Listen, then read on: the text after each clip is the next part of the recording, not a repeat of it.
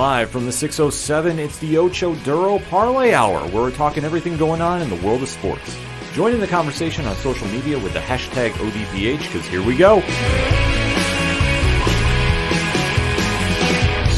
Instead of looking deep inside, every word I have to say, keep it simple. Welcome to an all-new edition of the ODPH podcast, better known as the Ocho Duro Parlay Hour.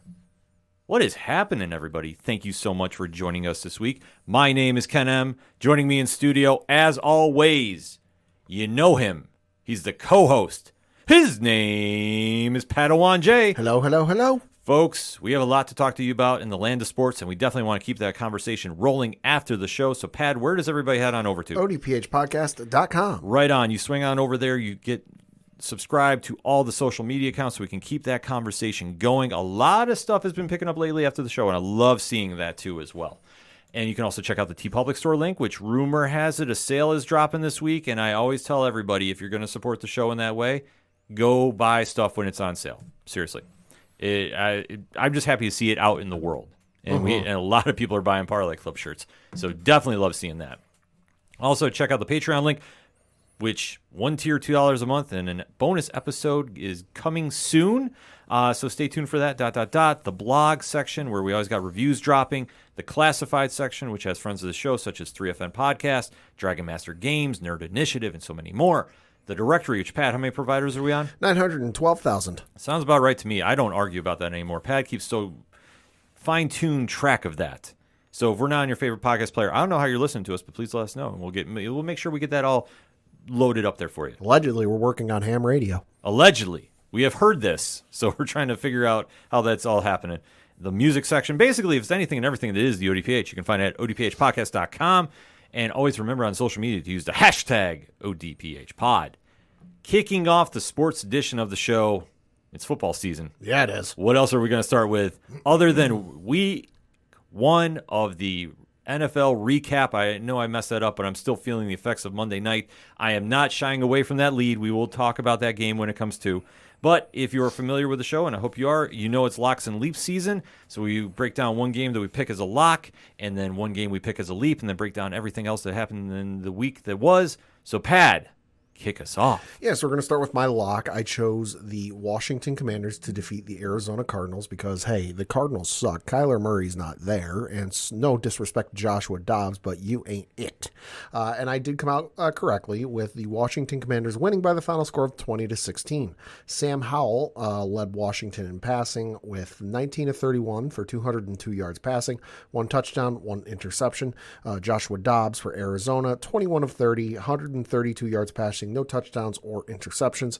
Brian Robinson Jr. led Washington in rushing with 19 carries, 59 yards, no touchdowns, 14 carries, 62 yards, and no touchdowns for James Conner over on Arizona's side. For Arizona, Rondale Moore led the team in receiving with 3 catches, 33 yards, no touchdowns. And for Washington, it was Curtis Samuel leading the way with 5 catches, 54 yards, and no touchdowns. Well, this game went the way we thought it was going to go, but it did not go the way I thought it was going to go, if that makes sense. I felt Washington being at home with a new ownership team in place was going to come out and really make a statement. Fans certainly turned out. I'm looking at the box score on ESPN.com, which nicely enough on the right side of the screen provides the attendance. 64,693 folks in attendance, a 96% attendance. So kudos to you fans. You turned out. Oh, absolutely. I think there's a new era in Washington, and fans that have been waiting for this day to happen finally got their wish and showed up. Yeah. And that's great. I love seeing that. But where I think it went different is Arizona, which we said on the preview show for the NFL, which you haven't listened to, make sure you go check that out, is the worst team in the NFL. Yes, they are. So the fact that Washington only won by 4 is a little troublesome to me, but it's week 1. It's wait and see, ... West Coast team coming east, a rookie head coach. Their head coach is, I had to look this up because I know Ron Rivera is still there in Washington. But Arizona's head coach is a gentleman by the name of Jonathan Gannon, who in the NFL was a defensive quality control coach in 2007 for Atlanta. Then he was in Tennessee for a spell, also in the same position. In Minnesota from 2014 to 2017 as the assistant defensive backs coach. Indianapolis from 2018 to 2020 as the defensive backs coach, was the defensive coordinator for the Eagles in 2021 to 2022, and now he's the new head coach. So obviously a little bit of pressure on him, but not enough, I would say, is like overwhelming. Also an unenviable position just because I wouldn't say Arizona is one of those teams that like expects greatness, Super Bowl or bust. Anything less than a Super Bowl is a failure. But that's certainly, like, you and I know a couple of Cardinals fans. They're pretty diehard folks. They like to see their team do well, and I'm sure all Cardinal fans want to see their team do well. I don't envy the position the head coach is in just because he's inheriting a lot of shit. Oh, yeah. There's not a lot of good on that team. Marquise Brown's good. Rondale Moore's not bad. Zach Ertz is obviously a decent player, but let's face it, he's, on the back half of his career. And listen, Kyler Murray, it depends on the schedule for Call of Duty, whether he's going to show up or not. Let's be real. So he's got a mountain to work with, in terms of like to summit and get over before he can get to the proverbial promised land, whatever that is, and I wish him all the luck because goddamn, dude, you're going to need it. But for Washington, hey, it was a good, turn of the page from all the nonsense and the BS from the last couple of years. No, absolutely. I think Arizona has really struggled to find an identity as head coach since the Ken Whisenhunt days. God, yeah. I mean, let's be honest. The Kingsbury experiment did not work out well. No, it didn't. So here we are. So, yeah, I mean, the expectations are very low, and with the talent in comparison to the other teams in the league, the bar is very, very low. For Washington, it's a little higher because Eric Bieniemy is now the offensive coordinator. I will say they did look a little better than we have seen Washington run in previous years. Yeah. Obviously, it's still game one, but there's still a lot of good things that happen for Washington. I just thought that they would have taken advantage of the emotion of being home and put up more points. Yeah, you would have figured, but hey, first week jitters, two relatively young teams, so we'll see what happens. Yeah, so I think there's a lot of promise moving forward. I think that Sam Howell looked good as quarterback. 19 for 31, 202-1. Yeah. That's not a bad stat line walking in, but it's now what you do moving forward. That's going to be the biggest question. Yeah, like we said last week, he's a sophomore in his sophomore season coming out of UNC, so a decent stat line for him. Yeah. Looking at the Washington Commanders schedule for the next couple of weeks, next week they're on the road playing the Denver Broncos in Denver. Then they are at home playing the Buffalo Bills, and then they are on the road playing the Philadelphia Eagles. So definitely not an enviable stretch for them. And then on the flip side for the Arizona Cardinals, the next couple of weeks they are at home playing the New York Giants this upcoming week. After that, they are at home playing the Dallas Cowboys, and then they are finally, they're back on the road, I should say, playing the San Francisco 49ers. So I think if the Giants are going to win a game, I think next week is probably the biggest one on their schedule thus far. Yeah, let's put it this way. Early prediction, they're not going to get shut out of that game. No, definitely not. But moving to your leap, Pat. Yeah. This one I couldn't believe was a leap. This one, this team was not favored. It was hard to believe. I get it was an away game, a divisional game, whatever else, but could not believe it. I chose the Las Vegas Raiders, who were underdogs, to beat the Denver Broncos, which they did by the final score of 17-16. Jimmy G, 20 of 26 for 200 yards, 2 touchdowns, 1 interception. Russell Wilson, let's ride. 27 of 34 for 177 yards, 2 touchdowns, no interceptions. Josh Jacobs led Vegas in rushing with 19 carries, 48 yards, no touchdowns. Javonte Williams led Denver in rushing, 13 carries, 52 yards, no touchdowns. For receiving, Samaje Perine led Denver in receiving, 4 catches, 37 yards, no touchdowns. And then for receiving, Jacoby Myers, of all people, go figure, led Vegas in receiving with 9 catches, 81 yards, 2 touchdowns. Well, 2 stories from this one. The Sean Payton era started off, and I would say if you have to give it a grade, put it about a 5, 6 maybe. 5-6, although I got to give him a half bonus point for calling a fucking onside kick to start the game. Well, you know what? I think man's got some stones. You wanted to set the tempo early. You can't fault him on that. Mm-hmm. But one thing that we always say here on the ODPH is when it's division, you really know the teams are going to step up. Mm-hmm. And the Raiders and Broncos have had a great rivalry over the years. The Raiders are in this very unique place where on paper they should be doing great. Mm-hmm. And Jimmy Garoppolo coming in is an upgrade from Derek Carr. What were we going to get? Mm-hmm. Well, it started out a little slow, in my opinion. Yeah, only 7-6 after the first quarter.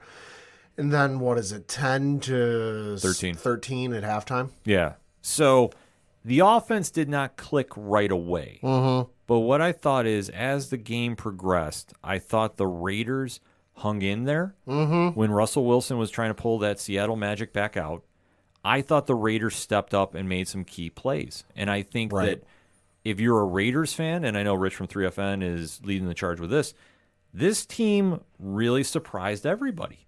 Yeah. And I think that with Jimmy G coming in, the offense ran smoothly. Mm-hmm. It wasn't the greatest show on turf, so to speak. No. But he moved the chains. They hung in there. They got a gritty win.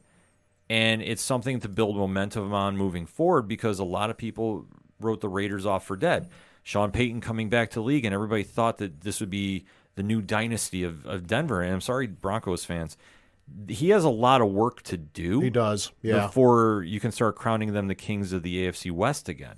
Right. No, I think a lot of teams were certainly counting the Raiders third and in some instances maybe fourth because, I mean, honestly, let's face it, we'll get to it later, but obviously everyone, I think, outside of, the cities of Vegas, Los Angeles, and Denver were picking the Chiefs to win the division. After that, I think a lot of people would have put the Chargers in second place. And then depending on where you live, you would have had either the Raiders in third, Broncos in fourth, or vice versa, depending on where you live. So the fact that, as we sit here and record, the Raiders are in first place of the AFC West. And you got to give them credit and you got to give them kudos for that. Denver, not the best game you've ever had, but it's Sean Payton coming into not necessarily as bad a situation as the head coaching in Arizona is, but it ain't much better. Right. You got a decent quarterback with Russell Wilson, and a lot of people might go, well, how can you say he's not a great quarterback? Look at him the last, year, 2 years. He's regressed. He's not the Russell Wilson that was pulling off the magic in his run to the Super Bowl, whether he won in the Super Bowl he lost. This isn't the same guy. I mean, I look at the guys on the stat line, for the offense, and none of these guys scare the shit out of me. This ain't like the one year he was there where he had DK Metcalf and Tyler Lockett, and I went, fuck, that's scary. Yeah. I'm looking at Javonte Williams, Samaje Perine, and receiving, Adam Troutman, Cortland Sutton, Brandon Johnson, Greg Dulcich, Lil Jordan Humphrey, Marvin Mims Jr., Michael Burton, Philip Dorsett, Jaleel McLaughlin. I know everyone's got their fantasy drafts done. Did you pick any of those folks up in your fantasy drafts? Be honest. If you did, provide a screenshot. Because, listen, Russell is a fine quarterback, and he's going to get the job done, provided he can stay upright and he can connect the pass and those guys can catch it. But that receiving core needs work. That running back core needs work. And I'll even say this, probably the O-line needs some work. Mm-hmm. There's a lot of work that needs to be done, period. So the fact this game was that close, it just goes to show about division rivalries. Right. And that's the big takeaway here. But I think the one headline that needs to get more praise is the Raiders winning. Yeah. Because we honestly were not sure what to expect from this team. Jimmy G coming off an injury from last year, throwing for 200 yards, 2 touchdowns. Yeah, he had the 1 interception, but that's going to happen. He looked great. I mean, Josh Jacobs, a little bit of a down game, but hey, first game jitters, whatever else. And hell, I'll admit it, I'm surprised Jacoby Myers led the team in receiving because the Patriots, basically wrote him off. And yeah, he was good for being QB2, and the trick plays McDaniels like to run, and that's what I figured he'd do out in Vegas. But the fact that, hey, kudos to him for 81 yards receiving and 2 touchdowns. Yeah, so you can't fault him on that. It's a big win. It's a momentum booster because for being considered an underdog this season, they came out swinging. So, kudos to them. Yeah. And looking at their schedules the next couple of weeks for the Raiders, they are on the road playing the Buffalo Bills next week. Week 3, they are at home playing the Pittsburgh Steelers. And then week 4, they are on the road playing the Los Angeles Chargers. As for those Denver Broncos, next week, they are at home playing the Washington Commanders, as I mentioned. Week 3, they're on the road playing the Miami Dolphins. And then week 4, they're on the road playing the Chicago Bears. So teams are going to be doing some traveling, a little bit of work that both teams need to do. I think next week for the Raiders is going to be a real test. Yeah. I'm not saying that because obviously I'm part of Bill's Mafia, but I think that that's going to be a real serious litmus test to see where they're at. Yep. Because every game is not going to be like my lock that we're going to talk about. Oh, boy. Because the Baltimore Ravens did what I thought they were going to do and then some. Pad, let's talk about it. Yeah, so the Baltimore Ravens won by the final score of 25-9. Lamar Jackson, 17-22 for 169 yards passing, no touchdowns throwing, one interception throwing. For Houston, C.J. Stroud obviously led the team in passing, 28-44, 242 yards passing, no touchdowns or interceptions.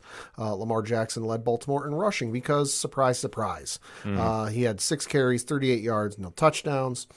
Damian Pierce led Houston in rushing with 11 carries, 38 yards, no touchdowns. Nico Collins led Houston in receiving with 6 catches, 80 yards, no touchdowns. And then Zay Flowers led Baltimore in receiving with 9 catches, 78 yards, and no touchdowns. Well, this game went the way we thought it was going to go. Yep. Houston has a lot of work to do. If it wasn't for Arizona, arguably probably the worst team in the NFL.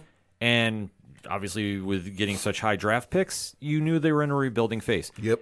C.J. Stroud did not look great. No, but the stat line not bad. Stat line is not bad. He got sacked 5 times. Right. So I'm not writing him off just yet. No, God. The Baltimore defense is still the Baltimore defense. Like I say, it's not the Ray Lewis era, but it's still a good defense. And I think it was going to be a real tough challenge for him to debut. I think that there's a lot of work he can definitely do because where they started out decent in the first half, they were ice cold in the second half. And this is where Baltimore took their best shot. And remember, it was only 7-6 at halftime. Yep. And then Lamar Jackson turned it on for 15 in the third quarter. Yeah. So, and Houston only scored 3 points the entire second half. Yeah. So when you think about it, let's say Lamar and Baltimore turned it on in that second half, doing a combined 18. You can't go wrong with what you saw there. It's just a matter of what are they going to do now? Obviously losing J.K. Dobbins for the season. Yeah, which, sucks for them. But then again, you also have Lamar. So 9 times out of 10, Lamar is going to be your leading rusher every week. It's nice to have that running back to fall back on, because, hey, let's face it, Lamar can't throw and run every single down. And that's something that if they want to sustain a deep run in the playoffs, he shouldn't be. No. So I don't know who's available they can go get. I know a lot is going to be asked to Gus Edwards, but somebody's going to have to step up and take some of the workload off him. So we'll have to wait and see about that. But I thought for the drama that was last year of him and his contract situation gone. Yeah. I thought Lamar looked great. Yeah, it was a good solid it was a good solid opening for him. And I'll even say this, for Stroud, was it a great game for him? No, but it was for a rookie coming into Baltimore, which that defense has been good for years. That offense has been good for years. And let's face it, who the hell, like we said in the previous show, who the hell does he have to throw to on that team? Oh, exactly. I mean, okay, Nico Collins, congratulations, 80 yards. Robert Woods, 57 yards. Noah Brown, 20 yards. But then the rest of them are like Dalton Schultz, 4 yards. Like, he's got nobody to throw to. So, I expected less just because it's Baltimore. But the fact, hey, you got 200 yards on Baltimore's defense as a rookie in your first game, not bad, kid. No, definitely not bad. A lot to work on. And this year, the bar is set very, very low. So this game went the way I thought it was going to go. Yeah. I thought it was going to be a little more high scoring on Baltimore's end, but it is what it is. I think their big takeaway is when Dobbins went down. Yeah. Zay Flowers stepped up. He looked great. OBJ looked okay. OBJ with the uncanny impression of Ray Lewis. Yes. So I mean, but I think that he's very comfortable in Baltimore, and if he can mentor, oh my God, yeah, that's what I have to say. Like, there was a little bit of swagger there, and I love seeing that, especially with Baltimore. And a lot of teams or people are writing them off because of Cincinnati and Pittsburgh, but Baltimore is going to hang in there, and if they play like this, they're going to be a team to watch. I think Baltimore's a great position for OBJ to be in just because there's not a lot of high expectations for them this year with the Kansas Cities and the Buffaloes and the Miamis and, well, Jets up until, yesterday. Yeah. But then all the other teams, the Chargers and what have you. And then that's even before you get to the NFC teams. That, like, Baltimore's not expected to go real far this year. So it's perfect for him coming back from that injury. What's he still got? He can ball out, not go crazy. But it's good for him and good win for Baltimore. Absolutely. Speaking of Baltimore and their schedule, looking up at the next couple of weeks, this upcoming Sunday, they're on the road taking on the Cincinnati Bengals next week. After that, they're at home against the Indianapolis Colts, and then they are on the road playing the Cleveland Browns in week 4. Looking to the Houston Texans, they are at home against the Indianapolis Colts this upcoming Sunday. Then they are on the road playing the Jacksonville Jaguars, and then they're back home on the 1st of October playing the Pittsburgh Steelers. So a lot of good games for both teams moving forward. Houston's got to do some rebounding. Baltimore just has to keep playing consistent. That's going to be the big thing. Yeah. Then we go to my leap.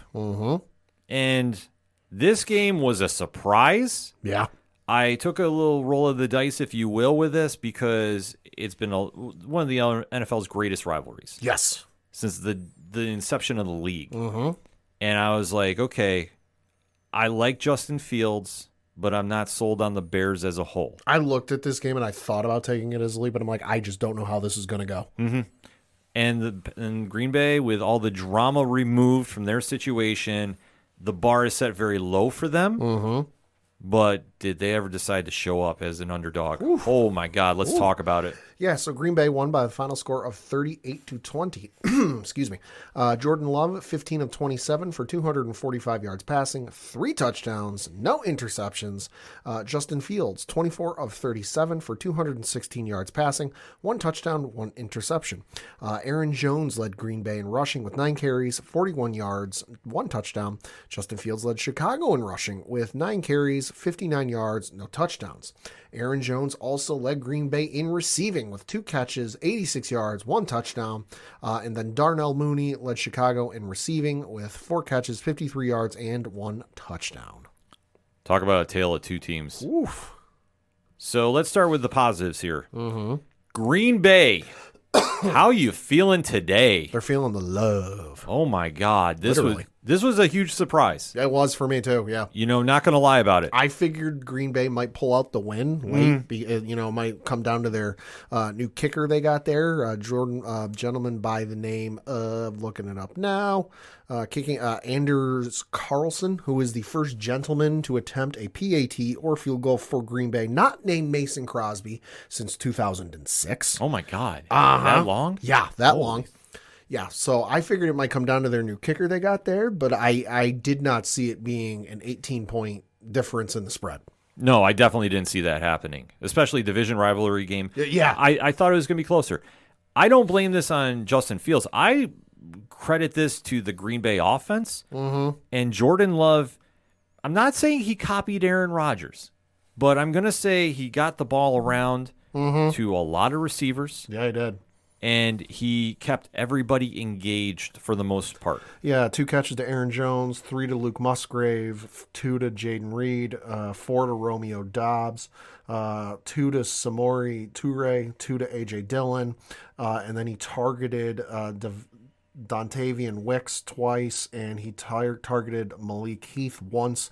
Both of those gentlemen did not catch, though. Right. But he's still spread. That's very even spread. That's not like one guy has like 10 catches. Everybody else has got like 3. Exactly. And this is one that Love wanted to make sure that he established his own tempo with the team.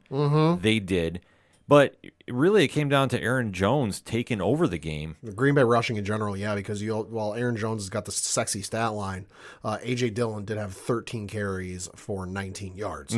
So a total between all Green Bay rushers who even attempted or carried the ball, there were 32 rushes on Green Bay side. Yeah, so their offense looked great. Which is wild. Definitely did not see this. I would say arguably this is one of the biggest surprises of week 1. Because you look at everything that Green Bay has lost in the last couple of seasons, and especially last year with the last offseason with Aaron Rodgers going to New York and basically fleecing the team for all of their receivers. It was a case of like, okay, Jordan's there. Can he perform? But even if he performs, who the fuck has he got to throw it to? Exactly. Clearly it didn't matter because he throws to everybody. Exactly. And on the flip side, I don't blame this on Justin Fields. No, 216 and 1. Had the one interception, which ain't bad. No, not necessarily on him. I'd put it more on Chicago's defense, really not being able to hold down the Packers. That's the biggest problem.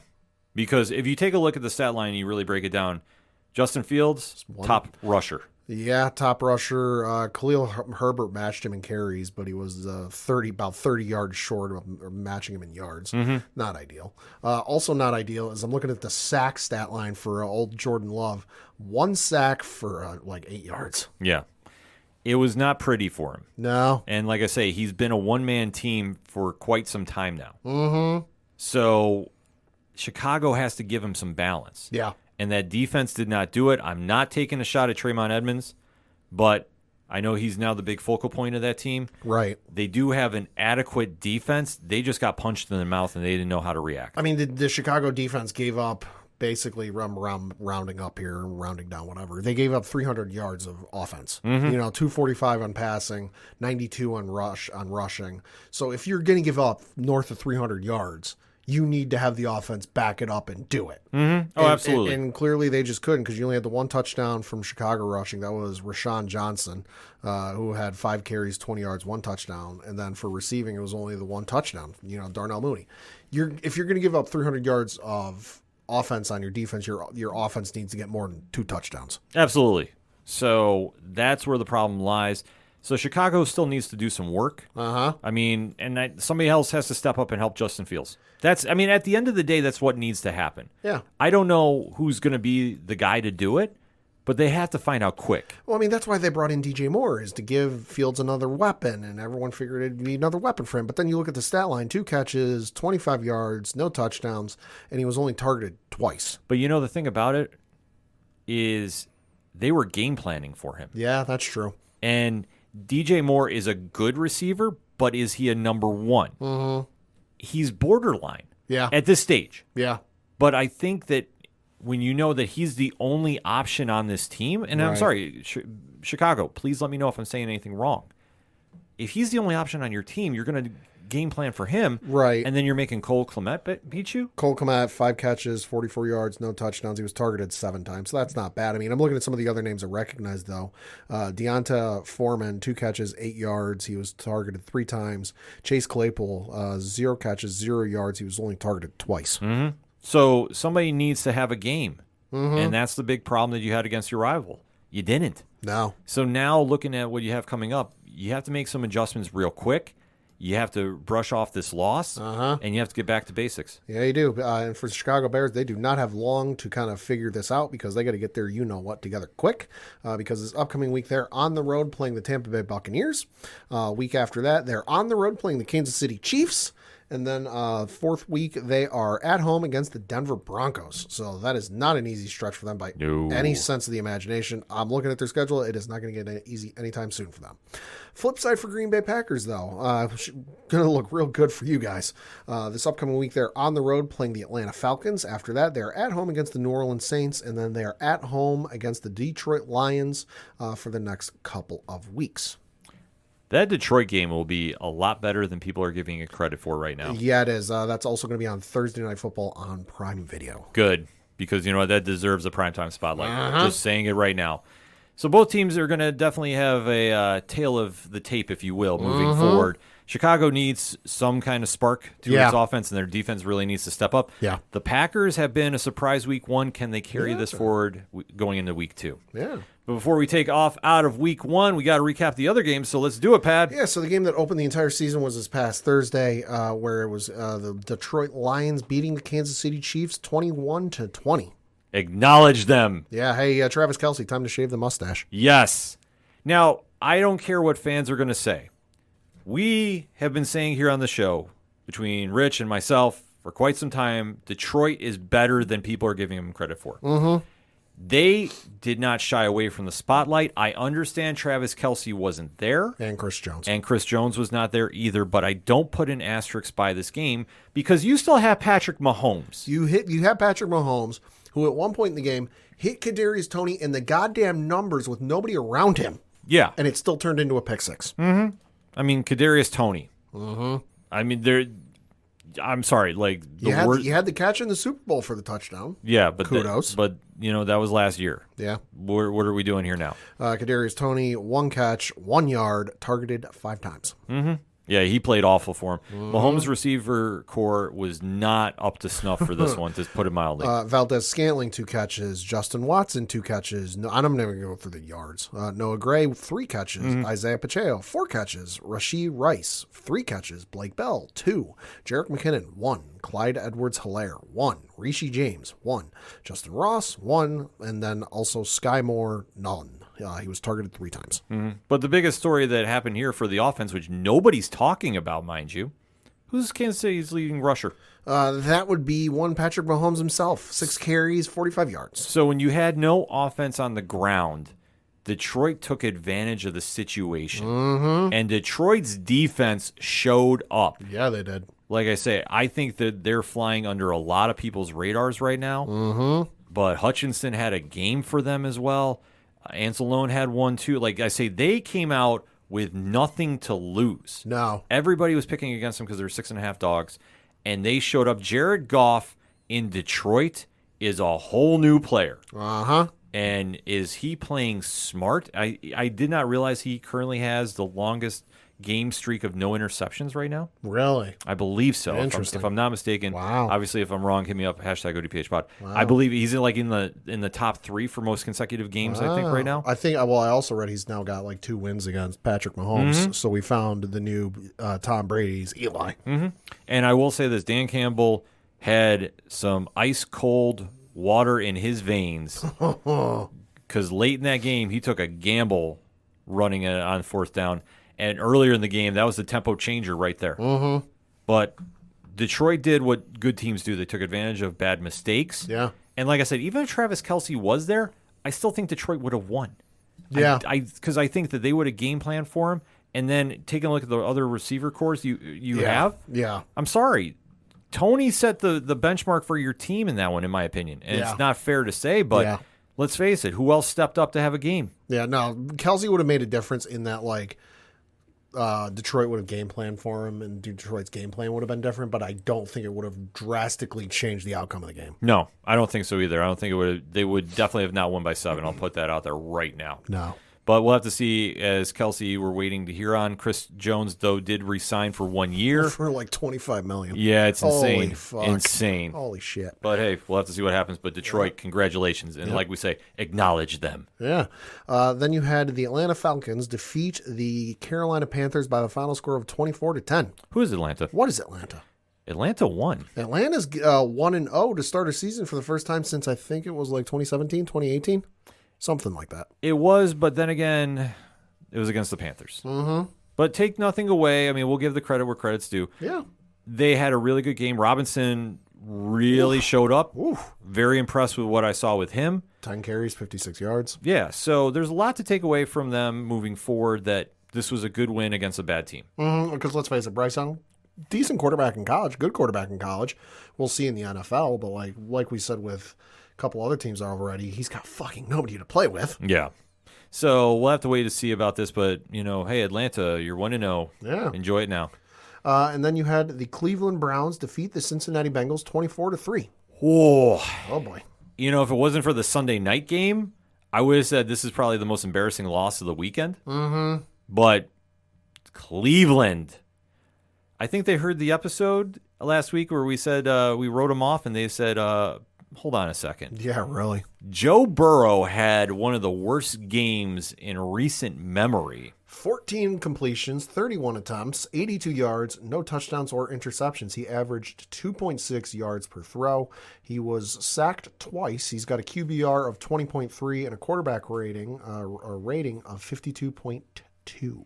And for all the trash talk that Jamar Chase was doing, called the Cleveland Browns elves. Yeah. Cleveland showed up and punched them right in the mouth. Deshaun Watson, 16 of 29 for 154, 1 touchdown, 1 interception. Nick Chubb, 18 carries, 106 yards rushing, no touchdowns. And then Elijah Moore led in receiving, 3 catches, 43 yards, and no touchdowns. Yeah, this was a huge win for Cleveland.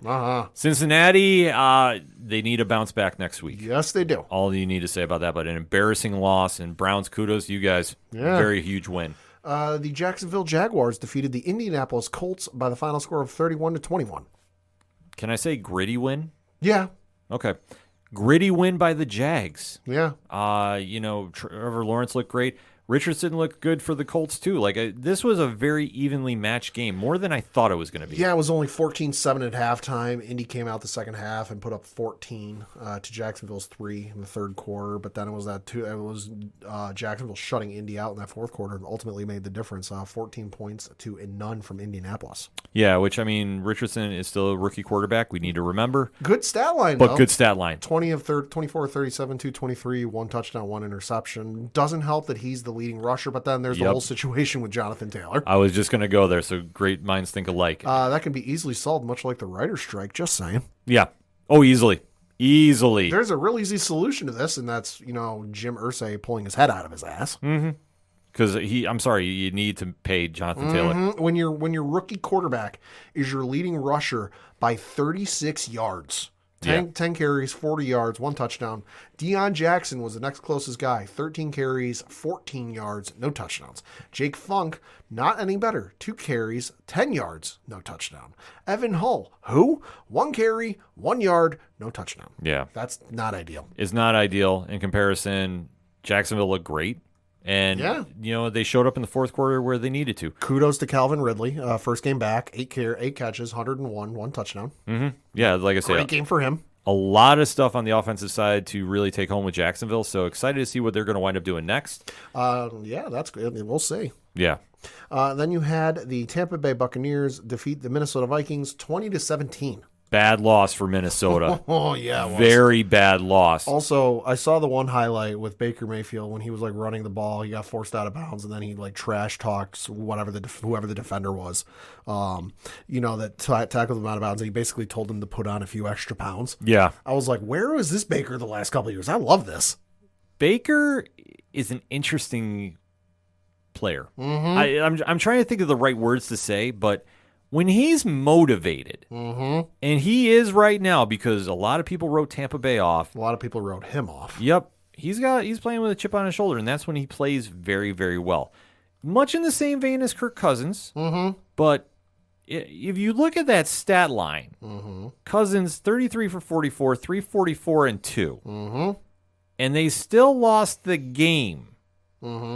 That's absurd. This is with Justin Jefferson putting up $150 in yards by himself. Yeah. This should not have been a loss by any stretch of the imagination. The man almost averaged 2 first downs a catch, 16.7 yards a catch. Yeah.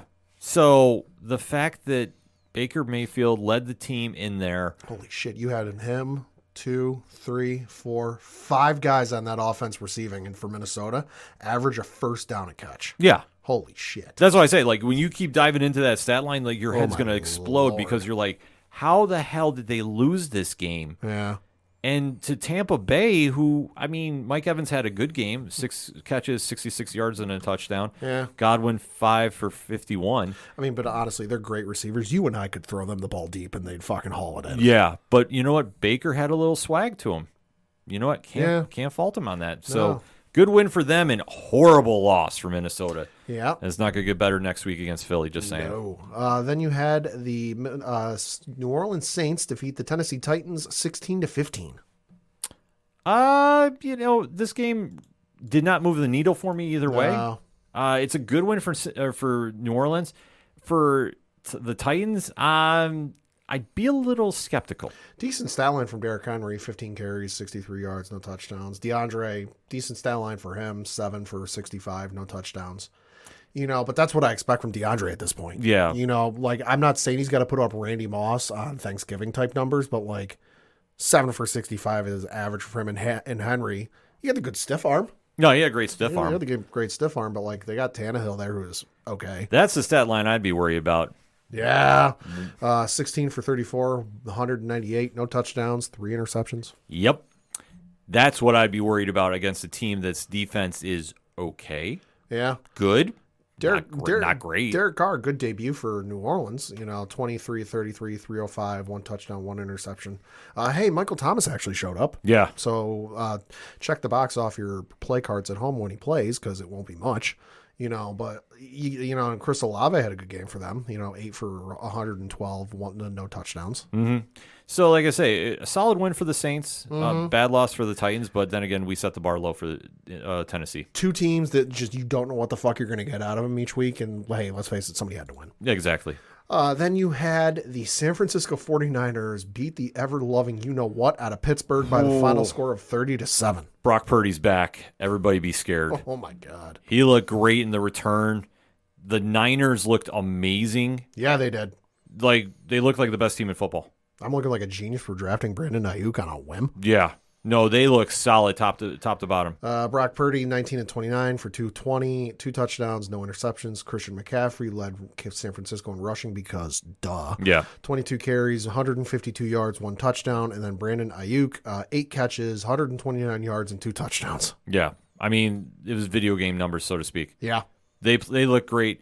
Kenny Pickett did not look the best, but then again, you're against the best team in the league. Yeah, one of the best defenses in all of the NFL. Yeah, and we got to remember, still very young in his career. Sacked 5 times. Yeah, that's not helping anything either way. But you know what? No. Huge win for the 49ers. Yeah, big for the 49ers. Then you had talk about those. You had the Raiders beat the Broncos, which we already mentioned. And then we got to get to, we'll skip that next one because we'll leave No. We got to talk about that one. Well, no, I'm going to leave it till the end when we talk about yours and my team. Oh, fair enough. Then we have your other favorite team, the Miami Dolphins, defeating the Los Angeles Chargers 36-34. This was a video game on easy. Yeah, it was. This was ridiculous. If anybody is tuning in for the first time now, first and foremost, thank you for checking us out. I have said on record numerous times, the Los Angeles Chargers are the most inconsistent team in all of pro sports. Facts. You are trying to tell me at home, and you're winning, you wind up losing this game by the score of 34-36. And your team, which is full of great offensive players, Austin Eckler, Keenan Allen, Mike Williams, Gerald Everett, cannot match up to Tyreek Hill, 11 catches, 215 and 2. I'm going to be honest, and Chargers fans, this might hurt. I saw the photos of the AI robots for that upcoming Gareth Edwards movie. That was a whole promotional thing for the Gareth Edwards movie that's coming out. Saw the photos of those robots in the front row at SoFi Stadium. Chargers fans, those robots could have covered Tyreek Hill better than your secondary did. Yeah. 11 catches, 215 yards, 2 touchdowns. The man averaged 19.5 yards a catch. And also had one of the nastiest catches I saw on Sunday. Oh, yeah, agreed.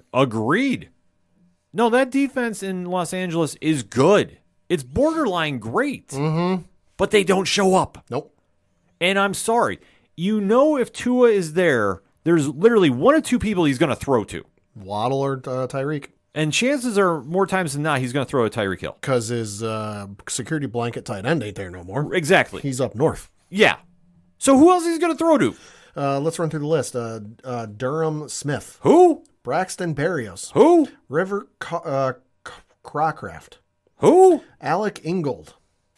I think I know who he is. Raheem Mostert. I know who he is. Salvin Ahmed. Who? And then in the rushing core, because, hey, you can throw to running backs, too.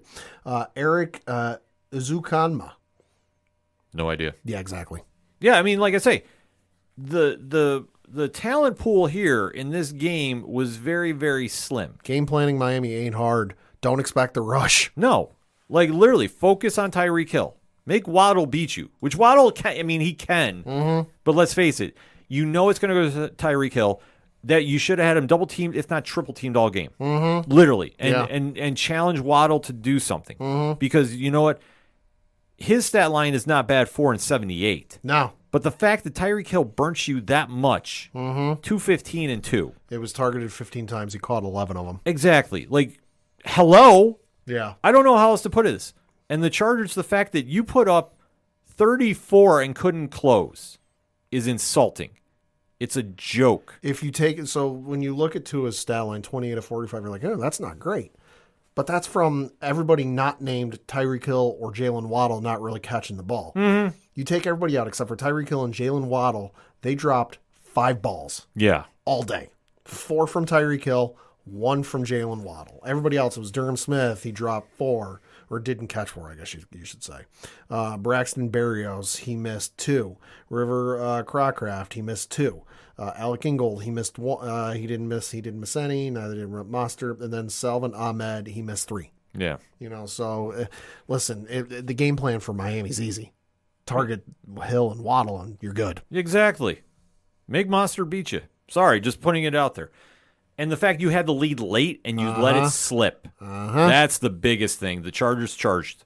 I hate saying this. I do like the Chargers, but man, you find ways to lose when the game is in your hands. And this was prime example of it. God. Yeah.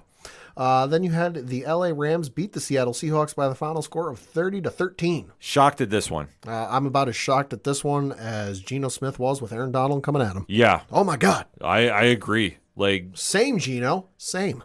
Yeah. You know what? I don't blame him for being scared. But the Rams surprised, especially Seattle at home, which was up at halftime. Yeah. The fact you gave up 23 unanswered, especially with that defense, which is much improved. Supposed to be rebuilding the Legion of Boom. Yeah, I think somebody took the day off on construction day there. Legion of Boom 2.0. Methinks you're only at version like 1.3 right now. Yeah. No, there's a lot of work to be done there. Not hitting the panic button just yet, but that was a statement win by the Rams. And, kudos to Matthew Stafford. I always root for him because, he is somebody that literally, every time he steps on the field, he literally leaves it on the field. Yeah. Every time. And like I say, last year, I thought they did him a disservice by keeping him out there as hurt as he was. Yeah. And to see him bounce back, it's a great win for them. And especially doing this without Cooper Kupp. Yeah. And that wide receiver core. They stepped up, though. Holy fuck. Yeah. Tutu Atwell, 6 for 119, no touchdowns. Puka Nakua, 10 for 119, no touchdowns. Goddamn. Yeah, like I say, to have that kind of turnout from your wide receiver core, especially when your star is missing, huge. Huge. Yeah, and concerning for me, for Seattle on the offensive side, DK Metcalf's temper. Yeah. Ooh, not a good look. Not a good look. So Seattle has some work to do. Yes, they do. And then we got to talk about the Sunday night game because good goddamn. Woo! Good goddamn. Expected a barn burner on this one, although not exactly in the way it went. I expected it to be a little bit of a closer affair. But you had the Dallas Cowboys taking on the New York Football Giants, and the Dallas Cowboys put the whooping on the New York Football Giants, opening up a can of whoop ass. Yes, Coach Duffy, they did actually play on Sunday. No, there wasn't a Giants bye in week 1. But yeah, the Dallas Cowboys won by the final score of 40-0. So is the Brian Dabble, Daniel Jones hangover officially gone now? It should have been gone a long time ago because, as we've said from the year Daniel Jones got drafted, he is not that guy. Yeah. This is a bad loss. And this is without a stellar stat line from Dak Prescott. 13-24, 143, no touchdowns, no interceptions. Now, if you read me just that stat line and didn't tell me, who the player was or what team they played for, you're just like, hey, there was a quarterback on Sunday who 13 for 24, 143, no touchdowns or interceptions. How do you think they did? Probably 75-80% of the time I'm going to sit there and go, oh, they probably lost. Yeah. No, he won. Yeah. This just goes to show how good Dallas's defense is. Uh-huh. And if it's not for San Francisco, they probably have the best defense in the league. That defense was scary, at least for that game. Yeah. There is something to be very, very feared of this defense as it stands right now. They looked phenomenal. 7 sacks as a team combined. 3 turnovers. There was three. Was that? No, that's the Giants. They had 3 turnovers. Yeah. 1 fumble and then 2 interceptions. No, they look good. I mean, Micah Parsons leading that squad.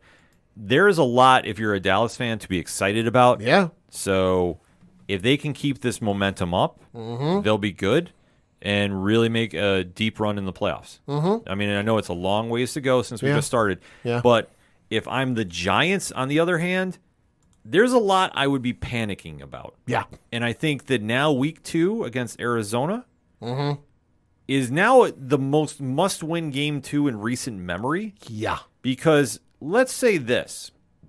If they lose, and I'll even give this stat line.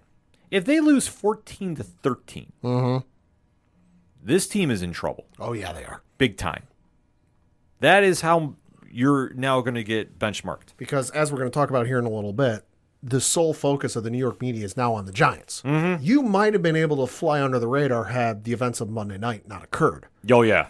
The events of Monday night did occur, though. That's not some fever dream. Sorry, Jets fans, but it did happen. So now the Jets are an afterthought. Well, and I'm early preview, but Jets are an afterthought at this point. Yeah. So as has been the case for the last 40-some-odd years, 50-some-odd years, whatever the math works out to be, the sole focus of the New York media is now on the Giants.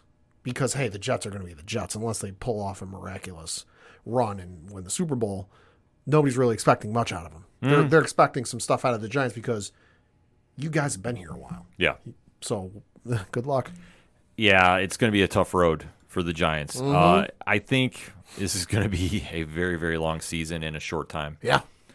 So let us get to our games before we wrap things up. So, Pad, Yeah. yours was earlier. Let's talk about it. Yeah, so my New England Patriots lost to the Philadelphia Eagles 25-20. And I got to say, not happy with the loss, but it's not a bad loss. Agreed.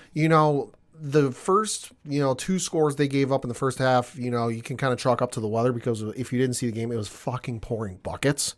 So the ball a little slippery. I understand that, but they came back and they did well. And for as vaunted as that Philadelphia team is, the Patriots didn't give up a sack on Mac until like the fourth quarter or something absurd like that. And this is with them playing without Devontae Parker, one of their number one receivers.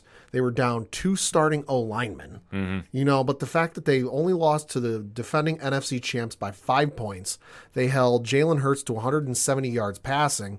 A.J. Brown had 79 yards catching, and then Devontae Smith had only 47. Not a bad loss, I would say. I think it shows. What happened with Mac last year's in the past. He's building and he's back to rookie year Mac, and he's going to improve as the weeks go on. If once you get Devontae Parker back and you get the other 2 starting O-linemen back, but I think things are trending in the right direction, and it sucks, but I was happy with it. I don't blame you for being happy because you know what? I would have been happy too in the circumstance. Tom Brady was in attendance. Yeah. Going to have his jersey retired. This just in water is wet too. Yeah, really. So there's a lot of emotion at Foxborough. Yeah. But the one thing that I will applaud the Patriots for, they're down 16-0 at the end of the first quarter. This is looking like they're going to be the Giants 2.0. They held on and they bounced back. 14 unanswered in the second quarter. They showed a lot of composure. Belichick is the king of making second half adjustments. They did. They really slowed Philly down. And there was a chance that Mac was going to pull off an upset. Yeah. There really was.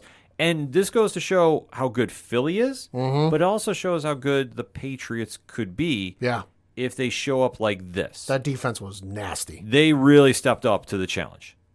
Now, are they going to do it consistently? Time will tell. Well, yeah, we'll see. Right. But I agree with you. I think if you're a Patriots fan, there's a lot to enjoy about this loss. Yeah. That at least your team really looked like they are a contender. Yeah, I mean, looking at the team from last year to this year, where last year, they were ready to punt it on third down in a lot of instances to, hey, we're going for it on fourth down. Which, you can argue all day until you're blue in the face, was it the right decision or not? But as a Patriots fan, having watched them basically be ready to punt on third down last year, I'm happy they're at least trying. And they're going for it. Yeah, no, absolutely. There's a lot of takeaways that you can have that you can be really excited about this team. Yeah. So kudos to you for that. Yeah. Also, I think it was Keyshawn Boot. Remember, like college, it's not college. You got to get both feet in bounds. Yeah. That's all I'm going to say. Yep. And then you might want to put the disclaimer on for this one. Folks, what you're about to listen is the opinion of that of Ken M and does not necessarily reflect that of the ODPH. Listener discretion is advised. So Monday night. Oh, boy. The Buffalo Bills went to MetLife Stadium to take on Aaron Rodgers and the New York Jets. And this game was already nuts before it even started because there was a shelter-in-place warning put out from storms in the area. Yeah, there was a lot of really weird things happening with this game. This game got crazy early. Aaron Rodgers, the longtime quarterback of the Green Bay Packers, making his debut with the New York Jets after a very messy divorce from Green Bay. Yeah. Let's not lie about it. Yeah. Came out and was unfortunately injured in the beginning of the first quarter. And he immediately knew it was. What was it, like 4 plays into his season? Yeah.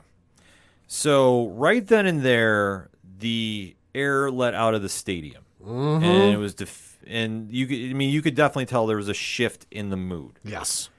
Buffalo goes on to score 3 points, and then they jump out to a little bit of a lead going into the second half. At halftime, it was 13-3 in favor of Buffalo. Mm-hmm. And then the Bills did something that I am accustomed to.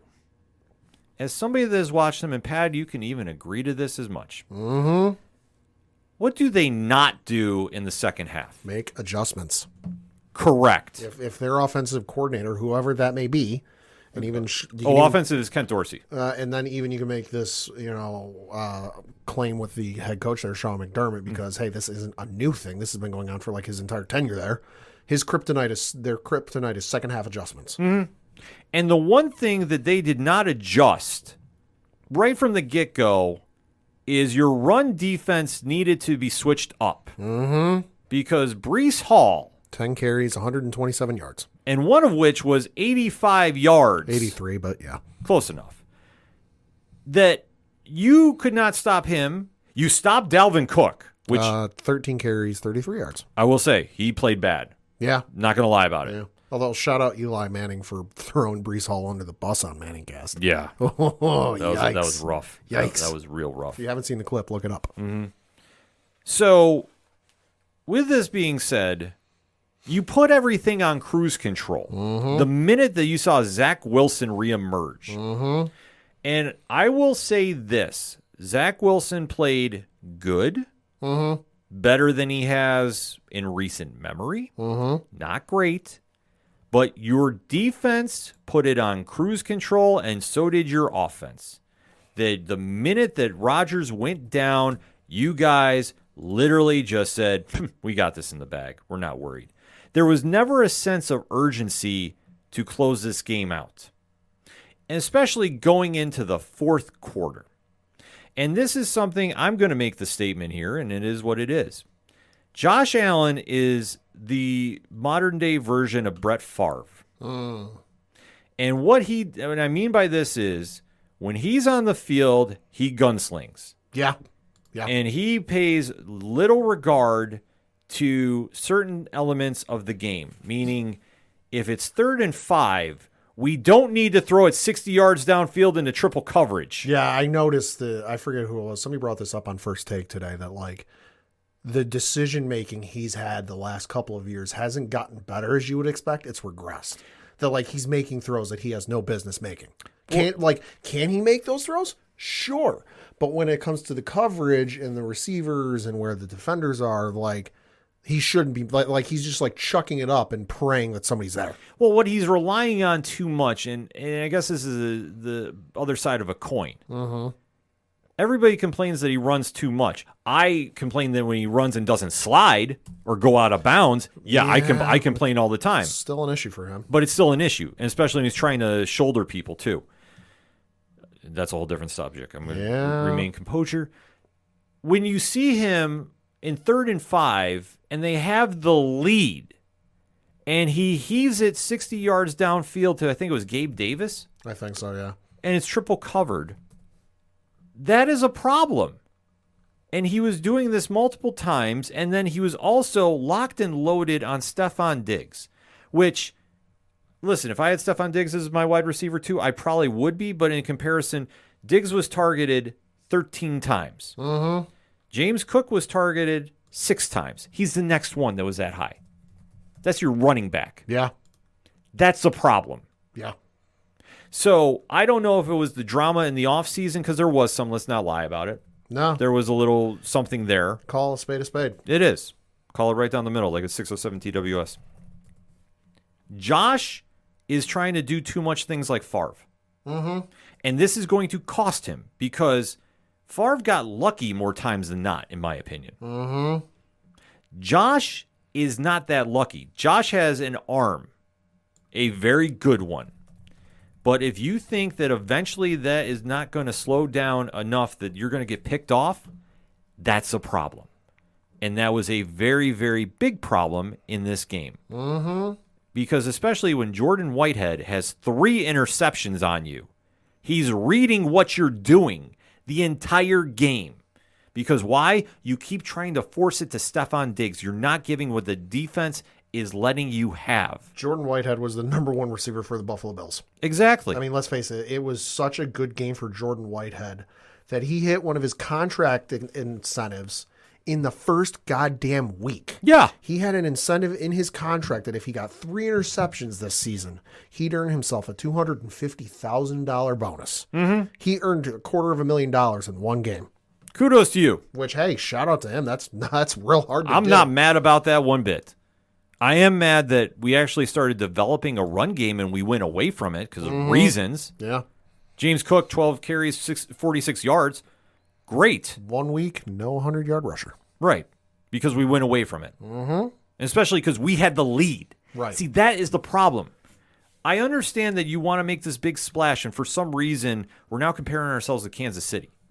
Because I don't know, the whole Patrick Mahomes, highlight reel. I don't know. Like It's the modern day Brady, Brett Favre. Yeah. Or not Brett Favre, Peyton Manning. You know, I experience this a lot with the comparisons between, Brady and Peyton. When that whole rivalry was going on, that like, was it warranted? Yeah, to a certain degree, but it didn't need to be for everything. This is the new modern Brady and Brett Favre, or not? God, I keep saying Brett Favre, Peyton Manning. Well, no, because let's face it, he is Brett Favre. Yeah. I mean, let's face it.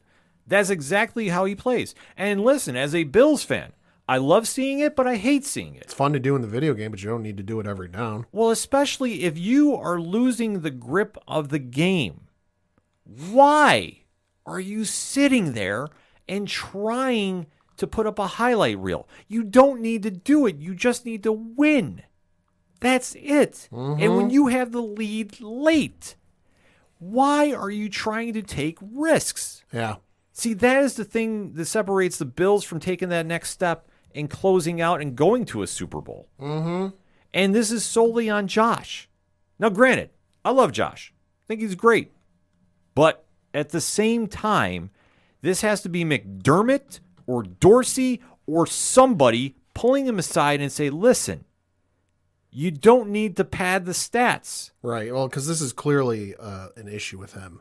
Because since he was drafted in 2018, he is number one in the NFL in turnovers with 84, interceptions with 63, 54 fumbles. He lost 21 of them. So he fumbled it 54 times, 21 times they weren't recovered.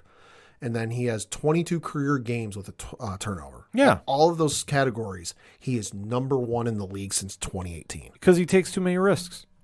And, listen, I understand you're trying to extend the play. I get it. I'm not. Yeah. But there comes a time where you have to throw it away. To be, yeah. Listen, slide. That was one of the most. Throw it out of bounds. That was one of the most fucking obnoxious things about playing Peyton, arguably twice every year, once in the regular season, once in the playoffs. That he was a surgeon on the fucking field, that he could sit there, he could figure out what the defense is going to do before he hiked the ball. He knew where to throw it. And when he was looking for an open receiver, if he didn't have anything, he'd throw it away. Well, that's And that's been the biggest thing. Josh, just for whatever reason, cannot figure it. I'll be honest. I was not watching this game to start out. Nothing against the Bills or the Jets, but I'm not a fan. No, let's be honest. I was watching Monday Night Raw, and then the whole thing with Aaron Rodgers happened, and I turned it over for that and watched to see what happened with that. And then they took him into the X-ray room. I'm like, all right, well, that's going to be he ain't coming back from that if they're carting him off the field and they're putting him in the X-ray room. So I went back to watching Monday Night Raw. And then the game developed the way they and also I'm looking at this going, all right, it's Zach Wilson. The Jets clearly did not have enough faith in this guy that, they wanted him to be the starter entering this year, that you went out and spent the farm on bringing Aaron Rodgers and his entire plethora of former teammates into the building, including adding Dalvin Cook. I went, yeah, there's no shot for the Jets to win this. This is all Buffalo. And then Monday Night Raw gets over, and I look at the score, and I'm like, holy shit, how is this still a game? No, yeah, because you know what? The Bills took the foot off the gas. That's literally what happened. And you know what? They let him come back in. They're lucky they got a tie. Mm-hmm. Tyler Bass kicking the 50-yard field goal and having it doink everywhere. Yeah. Scariest sound I heard. Pat can attest to this. I don't watch when he kicks. No, he does not. PATs, field goals, he looks the other goddamn way. Yep, I started working on a review for Nerd Initiative. Dropping tomorrow, and as you hear this, 9 a.m. Eastern Standard Time. So, like I say, the fact that we got a gift, and then we got the ball on the kickoff in overtime, because at this stage, it's 16-16. the Bills go 3 and out, and they kick, and they give up a 65-yard kick return to Xavier Gibson. Game over. Yep. And I know people are talking about the trip, but yeah, ticky-tacky. Yeah, could it have been? Yeah, maybe. You know what? Holding happens on every game. Yeah. Every down. That's why teams wear the same color gloves as their opponents' uniforms. I mean, listen, it is what it is. Sure, could they have called it? Yeah. But you know what? They still were in field goal range. I mean, it's wild to me that Zach Wilson had a better rating of, what is it, 80, I'm looking at here, 81.4. He had a better rating than Lamar Jackson, Justin Fields, Patrick Mahomes, Dak Prescott, Kenny Pickett, Deshaun Watson, Josh Allen, Joe Burrow, and Daniel Jones. Yeah, and also Ryan Tannehill. It's crazy to think about. Bonkers. It legit is. But you know what? He did what he needed to do. Yeah. He was serviceable. Yeah. He moved the chains. Garrett Wilson helped him out a lot. Holy shit. Catch of the year. That might be better than OBJ's. I'll say it right now. No, I agree with you. Definitely was. Couldn't believe that. But you know what? It's that kind of momentum stuff that the Jets needed. Yeah. And they got. Oh, they're going to need. And they're going to need it moving forward because Aaron Rodgers out the year. Out the year officially. It is a fully torn Achilles. Not partially, not minorly. Nah, it's fully torn. And I think, unfortunately, this is the end for him. Man, I don't know. I can see a guy like him trying to make a comeback because he wouldn't want to go out like that. And I'm not saying this like I know Aaron Rodgers, but just having watched him played for basically his entire career, he just doesn't strike me as the type that like that's how he wants to go out. I can see him trying to make a comeback, and I fully expect him to see the same doctor that Kobe Bryant did, rest his soul, when Kobe tore his Achilles, and when the same doctor Kevin Durant saw when he tore his. But when Kobe did it and Kevin Durant did it, they weren't 39 years old. It's a young man's sport, and recovering from injuries, the older you get, doesn't get any easier. It takes longer, so we'll see what happens. I'm just going to say, I can't see him wanting to go out like this. I think he's going to try, but I think he's going to hit a point where he might realize, all right, this is a lot harder than I thought it would be. It might be time for me to retire. I say, honestly, it's 50-50. I agree. Because let's face it. Remember, he went in the darkness for 4 days. Yeah. And came out and decided he wanted to play football. And he was contemplating retirement. Yeah. So, like I say, Aaron's a different dude. Right. And the other thing, too, is he doesn't have necessarily the pull a lot of other players do at this point in their career, which, I wish I was around my wife more. Wish I was around for my kids more. I mean, the missed birthdays and the missed recitals and the missed sporting events. Like, he's not married. He doesn't have any kids. So, the only love he has is the love of football. And from all the stories I've heard today, from Pat McAfee and the AJ Hawks and whatever, of just like how much time and effort he put into this off season of wanting to come in, like he's in the best shape he's been in a number of years, and he's got the same energy level he did in his mid-20s, and he invested in a new body coach, to help get his body in shape and all this other stuff that like I just can't picture him putting all this time, effort, and getting this, because he could have easily just come in there and been like, yeah, I'm Aaron Rodgers, I'm a 4-time MVP, cater to me, I'm just going to coast. Yeah. But he's been involved, he's been talking, he's been coaching. He was on the mic when Zach Wilson was taking the quarterback duties in the preseason. I just can't, with everything he's put into this, I can't see him calling it quits after this. But if he does, it wouldn't surprise me. Like I say, it's legit 50-50. I don't think he does. I think he's like, I got other investments. I want to do some other things. Yeah. I could fully see him. But you know what? If he comes back, great. I just hope he's healthy. It's just not going to be easy because it's a 10 to 12 month recovery, and that's if everything goes right. Exactly. And at 40 years old, it's tough. So we'll have to wait and see about this. But for the Bills, a lot of work to do against those Raiders. That's going to be a really interesting game. And for the Jets, well, you have a defense. Yeah, they played great. Your offensive line is not. And can Zach Wilson capture the magic? I don't know. Maybe they should put a call into Tom Brady. Can we stop this shit? Because I was kidding. Well, no, I know, but like people are actually legitimately posing this question. Really? Yes. He's part owner of the Raiders. I don't know. Like, I'm now, admittedly, I'm not. Right. I'm not versed in the NFL rules and regulations front to back. I don't think he can do it as the owner of another team. So, like, okay, are there other guys? Plus, the other thing of it is, too, not even with Brady, but bring somebody else in, because Carson Wentz's name got thrown around, Nick Foles. I know Colin Kaepernick has expressed his interest, or his agent has told the Jets, he's willing to come in. Hell, I know Robert Griffin III on ESPN this morning was making a pitch for him to play for the Jets. But like, that's the other thing too, is like, it's going to be tough if they bring anybody in there because they're going to have to learn this shit on the fly. Yeah. Zach Wilson at least knows it because he's been there the whole off season, and now admittedly, did he have the greatest stat line on Monday night? No, but that's because the game plan and what was set up was designed for Aaron Rodgers. Zach Wilson and Aaron Rodgers' skill sets are not even nearly the same. Exactly. A lot of headlines moving forward into week 2 of the NFL, but hit us up on that hashtag ODPHpod. What is your takeaways from week 1? How did your team do, ODPH Society? Hit us up. Let us know. We're going to take a quick break. We'll be right back.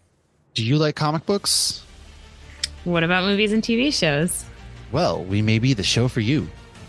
We're Hops Geek News, a weekly podcast that discusses comics, movies, and TV shows while featuring a beer of the week.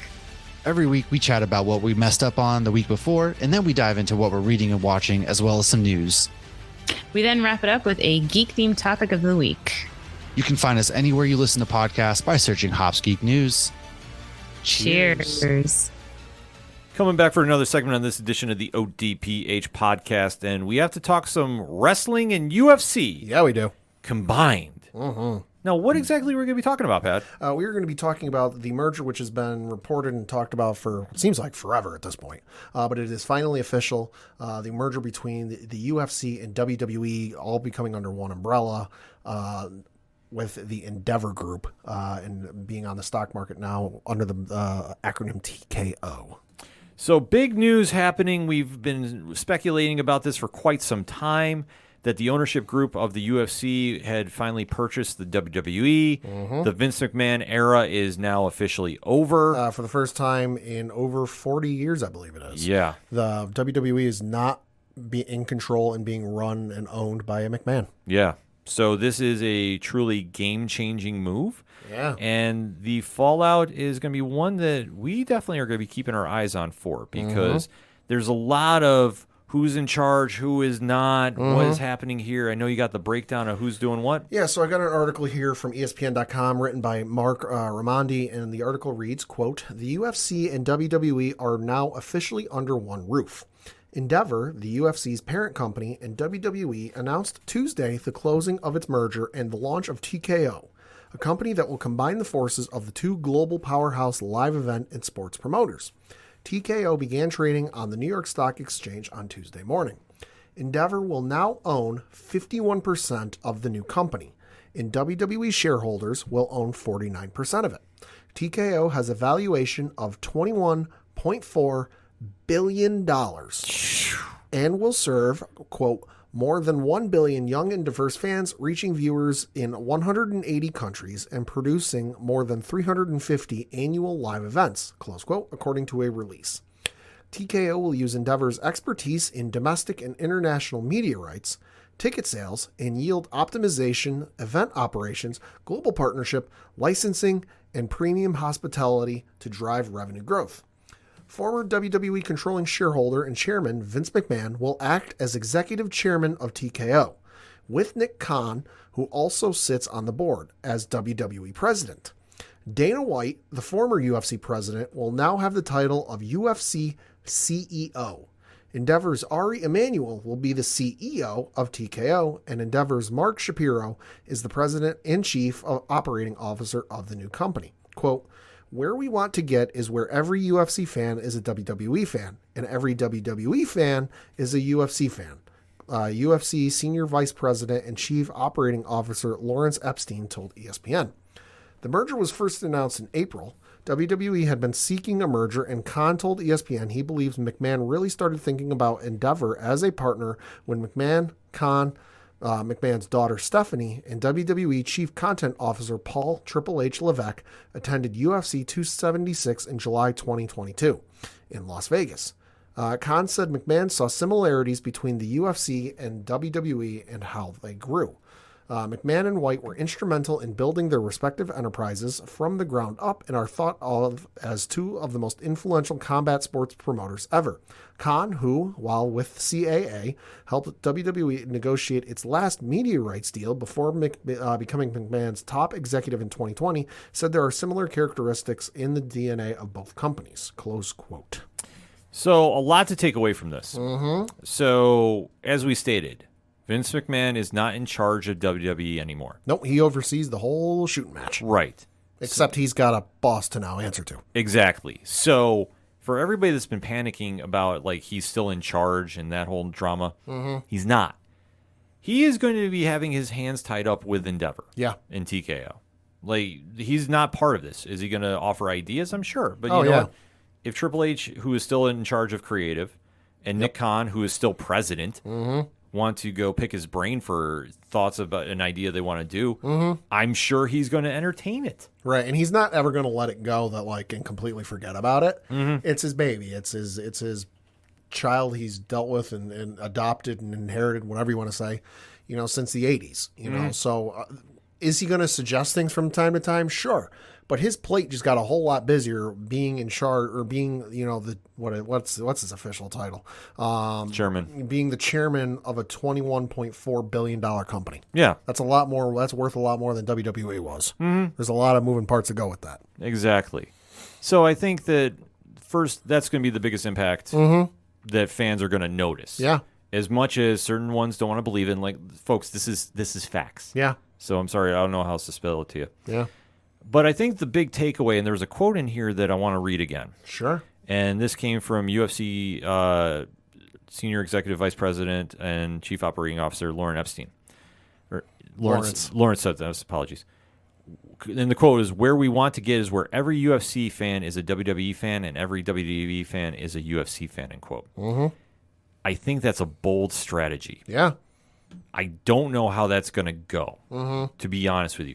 I think there are very much similarities between both, but it's a different product. And if they get half to get on board, Sure. I think is a win. See, I think where it could help UFC is if they adopt kind of the strategy, I guess you could say WWE's got, where they've got their now obviously it's apples and oranges, but hey, it's still all all produce. You look at the WWE and their primary television is on their primary product is on television. You've got Monday Night Raw on the USA Network for right now. Obviously, the rights are up at the end of October 2024, but for right now, they're still with USA Network. You've got Friday Night SmackDown, which is on Fox, and then you've got NXT, which is on USA Network, and then you've got the Level Up, and you've got some of the main event and all the other stuff, but still fairly easy to consume, I would say. You know, because even if you don't have regular cable, if you've got Hulu, you know, it's available in a condensed version on Hulu the next day for Raw, SmackDown, and NXT. And then if you don't even have that, it's available on Peacock. I believe it's like a little over a month after it airs, just because the way the rights work with the Hulu and WWE. You know, and then they've got their pay-per-view, which, as we've said before, and I know you guys have said on 607 TWS, the WWE pay-per-views are accessible for like $5 a month, which is a stupid, crazy deal. Now, you get ads, but it's not like an ad in the middle of the match. It's like, no, when they're showing you the promo package or the recap for the next upcoming match, they're running an ad for, you know, Jack Link's beef jerky or something like that. Yeah. So super easy to consume, super easy to get into, super easy to keep track of, you know, and brings in a lot of folks to watch because of, you know, we hear all the time after all the pay-per-views of, oh, there was the most watched, you know, Backlash in company history. It was the most watched, you know, SummerSlam in company history. It was the most watched this, most watched that, because it's so easy to consume. Where I think this can help UFC is follow a similar track. Now, obviously, they've already got, you know, the ESPN Plus and the ESPN deal. ESPN Plus deal is going to be a lot easier for UFC with the whole Charter Spectrum deal that just went through, because with the Spectrum deal that just went through, starting in, I forget when it is, but a certain level of Spectrum TV owners are going to get ESPN Plus for free. Right. So now you're going to have a lot more people watching that way if they start offering ESPN Plus to more cable providers if you're at a certain level. What that level is, I couldn't tell you. I just know it's available at a certain level. The other thing I think that would help UFC is what has been our biggest complaint with the UFC pay-per-view system. The pricing. It's expensive as fuck. Yeah. Back in the day, what was the WWE pay-per-view price? Like $35 for non-premium events, like WrestleMania was $50. Okay, so whatever the math ends up being now with inflation and everything else, but still not that crazy. Nowadays for UFC, it's like $80, $90. It's somewhere around there. It's expensive as fuck. And so it's hard to get into when, if you're an AEW fan or you're a fan of something else, or just, let's face it, money's tight these days because, you know, stuff's going up in price and whatever else it is. So what I think can help the UFC and get more fans onto UFC is if they get a deal similar to what WWE has with Peacock. Mm-hmm. No, I'm not saying they're going to go to Peacock and they're going to be able to, but whatever it ends up being, because I don't know when the UFC deal with ESPN and that whole thing runs through. But, you know, if they can get a similar, if they can follow the WWE, because one of the smartest things WWE ever did was the network. Mm-hmm. You know, $10 a month, you got every pay-per-view ever, every Monday Night Raw, except for the ones, you know, the month prior, you know, and then you got, and then it was all the territories. They had the libraries for ECW, WCW, and, you know, everything else they've added, plus the original programming. And then it moved over to here stateside Peacock. If you're overseas, it's still on the WWE network. Mm-hmm. You know, I realize UFC has got Fight Pass, but that's a whole other ticket price. That's a whole other thing. And even if you have Fight Pass, you can't watch the pay-per-views, which makes no sense to me. But hey, I'm not in charge of the business side. So where I think this can, like I said, where I think this can help UFC is if they follow a similar path like WWE and get it so that hey, our pay-per-views are available on this streaming service for whatever the price ends up being. Now, whether that'll be in like an Amazon Prime, a Netflix, you know, Hulu, ESPN Plus again, but it's a reworked deal. I don't know, but I think that can certainly help UFC. I think so too. I think that the UFC is going to benefit from this more than WWE. Mm-hmm. I think the UFC at this current stage is still a well-oiled machine. Yeah. But it does need some updating. And I think one of the biggest problems, and you hit it right on the head for us as a consumer, is the last pay-per-view is UFC 293 this past weekend. Mm-hmm. And that was, I believe, $80 right, American.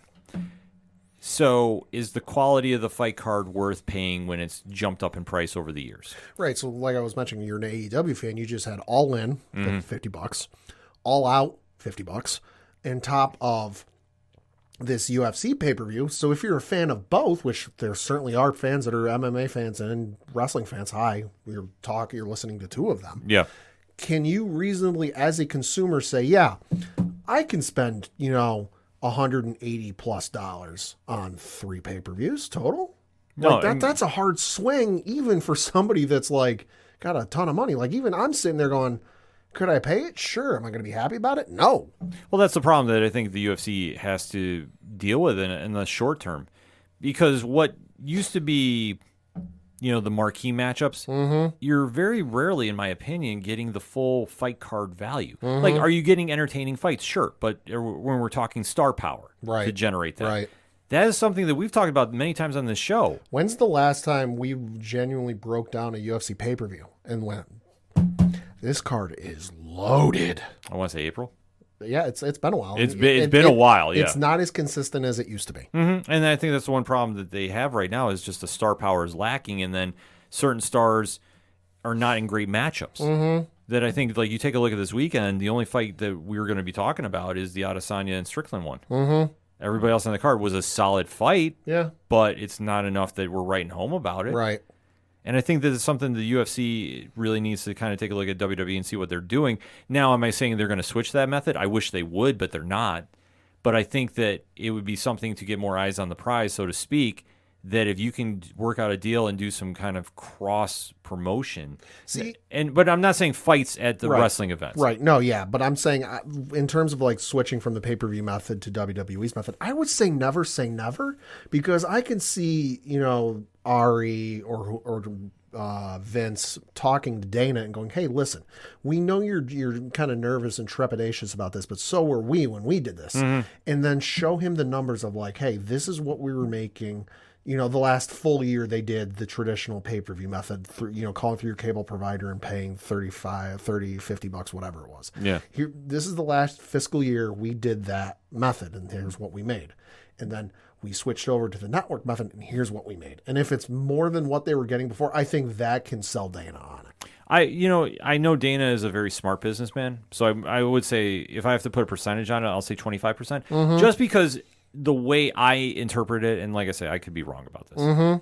The payout system for UFC is different than UFC or WWE. Yeah, it is. So they would have to restructure a lot, which is not a bad thing. No, it's not. Just going to put that out there. No, it's not. But it just depends on what they want to do specifically. So, I mean, I think that's an avenue that could help them. I think that they need to get more back into the public eye. I think that since they left Fox, they're still in there. But, like, let's face it, when you're put on network TV for your fight cards, that's a huge deal. Well, yeah, and it's kind of like they went to ESPN, and it's been, like, status quo ever since. Yeah, I mean, they're on there with certain fight nights, but it's usually on ESPN Plus as an incentive. Yeah. But it's, I mean, how many times is it featured on ABC? Not on Saturday afternoon. Right. But we're talking primetime. Right. Like, that's a question you have to ask.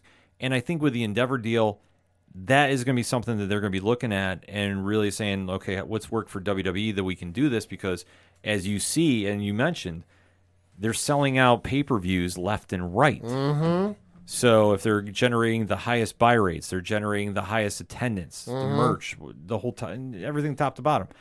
UFC needs to buy into that. Yeah. And they need to do that. I'm not going to say quickly, but I think they do need a something added to them. Right. So, Right. Well, and I know some people are nervous that WWE is going to start turning into UFC in terms of advertising and stuff with all the ads you see in the UFC. And I would say probably not. I'm not going to say 100% no, but I'm going to say probably not, just because of the way they're presented. With WWE, we'll keep it to television. There's a lot of commercials that take place in a WWE event.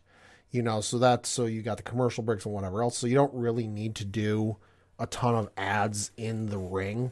Sure, they've started doing more with the sponsored matches or whatever else, but whatever. But that's why you don't see, C4 plastered all over the ring now, because they're one of the drink sponsors of WWE, whatever else. Whereas with UFC, when you even if it's on ABC or ESPN or ESPN Plus, you can have a fight go, especially if it's the main event, 5-minute rounds. You can have a fight go upwards of a half hour before you see a commercial. yeah. So, I mean, I don't think we're necessarily going to see a ton of ads in the ring like WWE. I'm not saying it won't happen, but I just don't see it happening. I don't see it happening either, but I think that you are going to see some swift changes with the UFC. To what degree? On the flip side, though, I think we will see some changes with WWE. Sure. Very minor, but I think the biggest one is the Big 5 premium live events are going to be now pay specials. Maybe. I could see it. And you know what? That's fair on a business sense. I don't think it would happen, though, until after the deal with Peacock runs out, and that isn't until, I want to say, 2026. I could be wrong. There's going to be a lot of speculation going on because with the network deal, I know that that's going to kind of start dabbling into that, because we do know the television rights are going to be... The television rights are up at the end of October. I know that. Right. I know that. I'm looking up the... let me see. Peacock deal expiration date. Yeah, so like I say, depending on what happens there, they could do that, but it also depends on what is going to be enrolled with that. Yeah, so according to a quick Google search, the WWE streaming deal with Peacock expires in 2026. Okay. So if they do end up going that way, it won't be for another 3 years. Which is good. I mean, because I think that method works. Yeah, and a lot more fans are into it. But I would not doubt them trying to do that with some other events. And just, I'm not saying you're going to be paying $80 like you are currently for the UFC. I think I would not doubt a $50 one. Yeah, I wouldn't doubt that. But it also depends on what they want to do as a business model, because now you're venturing over into a different market. And granted, there is crossover appeal. Oh, yeah. But it's not fully blown. If you're a UFC fan, you're a WWE. Right. So I don't think we're going to start seeing, Roman Reigns or Drew McIntyre or, Shayna Baszler or whatever else showing up at a UFC card to fight a UFC card. Right. And vice versa. I don't think we're going to see, the Jorge Masvidals or, the Habibs or the Connors or whatever coming over for a WWE event. I don't doubt we might see some of them in the audience, just for like a cross promotional, hey, show up and we'll promote, show up because we're promoting, the next WWE pay-per-view events this upcoming Saturday or this next Saturday. I can see that happening. But in terms of like a Mike Tyson showing up at WrestleMania or having a match at WrestleMania type thing, no. I think if anything comes over from the UFC, and I don't think this will be, I don't think this will be in every pay-per-view thing, but for like a WrestleMania, get Bruce Buffer to do the announcing. That'd be dope. I'd be okay with that. Listen, this is nothing against Samantha Irvine. No, she's amazing. Who's phenomenal. And the guy who, I forget the name, the guy who does it on SmackDown, but like if you can get like, because they're now under one roof and Buffer's got a contract with UFC, which is now owned by the same company that owns WWE. I can see them going to Buffer and saying, hey, same rate, we'll send you to, Philly, because it's in Philly this upcoming year. But hey, we'll have you announce and, we'll have you intro the fighters for the main event of WrestleMania both nights. Yeah, see, that'd be a cool choice. Just add some star power to the whole show. I'll say this: if they get Dan Lambert onto WWE programming, oh my God, give him an open mic, put him with LA Knight, just have him go debate. Dan Lambert and LA Knight versus Paul Heyman. Oh my God, give it to me. The man did magic in AEW. Why he's not back there anymore, I don't understand. Because Tony Khan's the Booker of the Year. Yeah, but this is going to be a big move in closing. I think that there's a lot of stuff that you're going to see moving parts happen very quickly. A lot of stuff behind the scenes that we probably won't hear about just because will there be some folks let go out of their contracts? Yeah, maybe.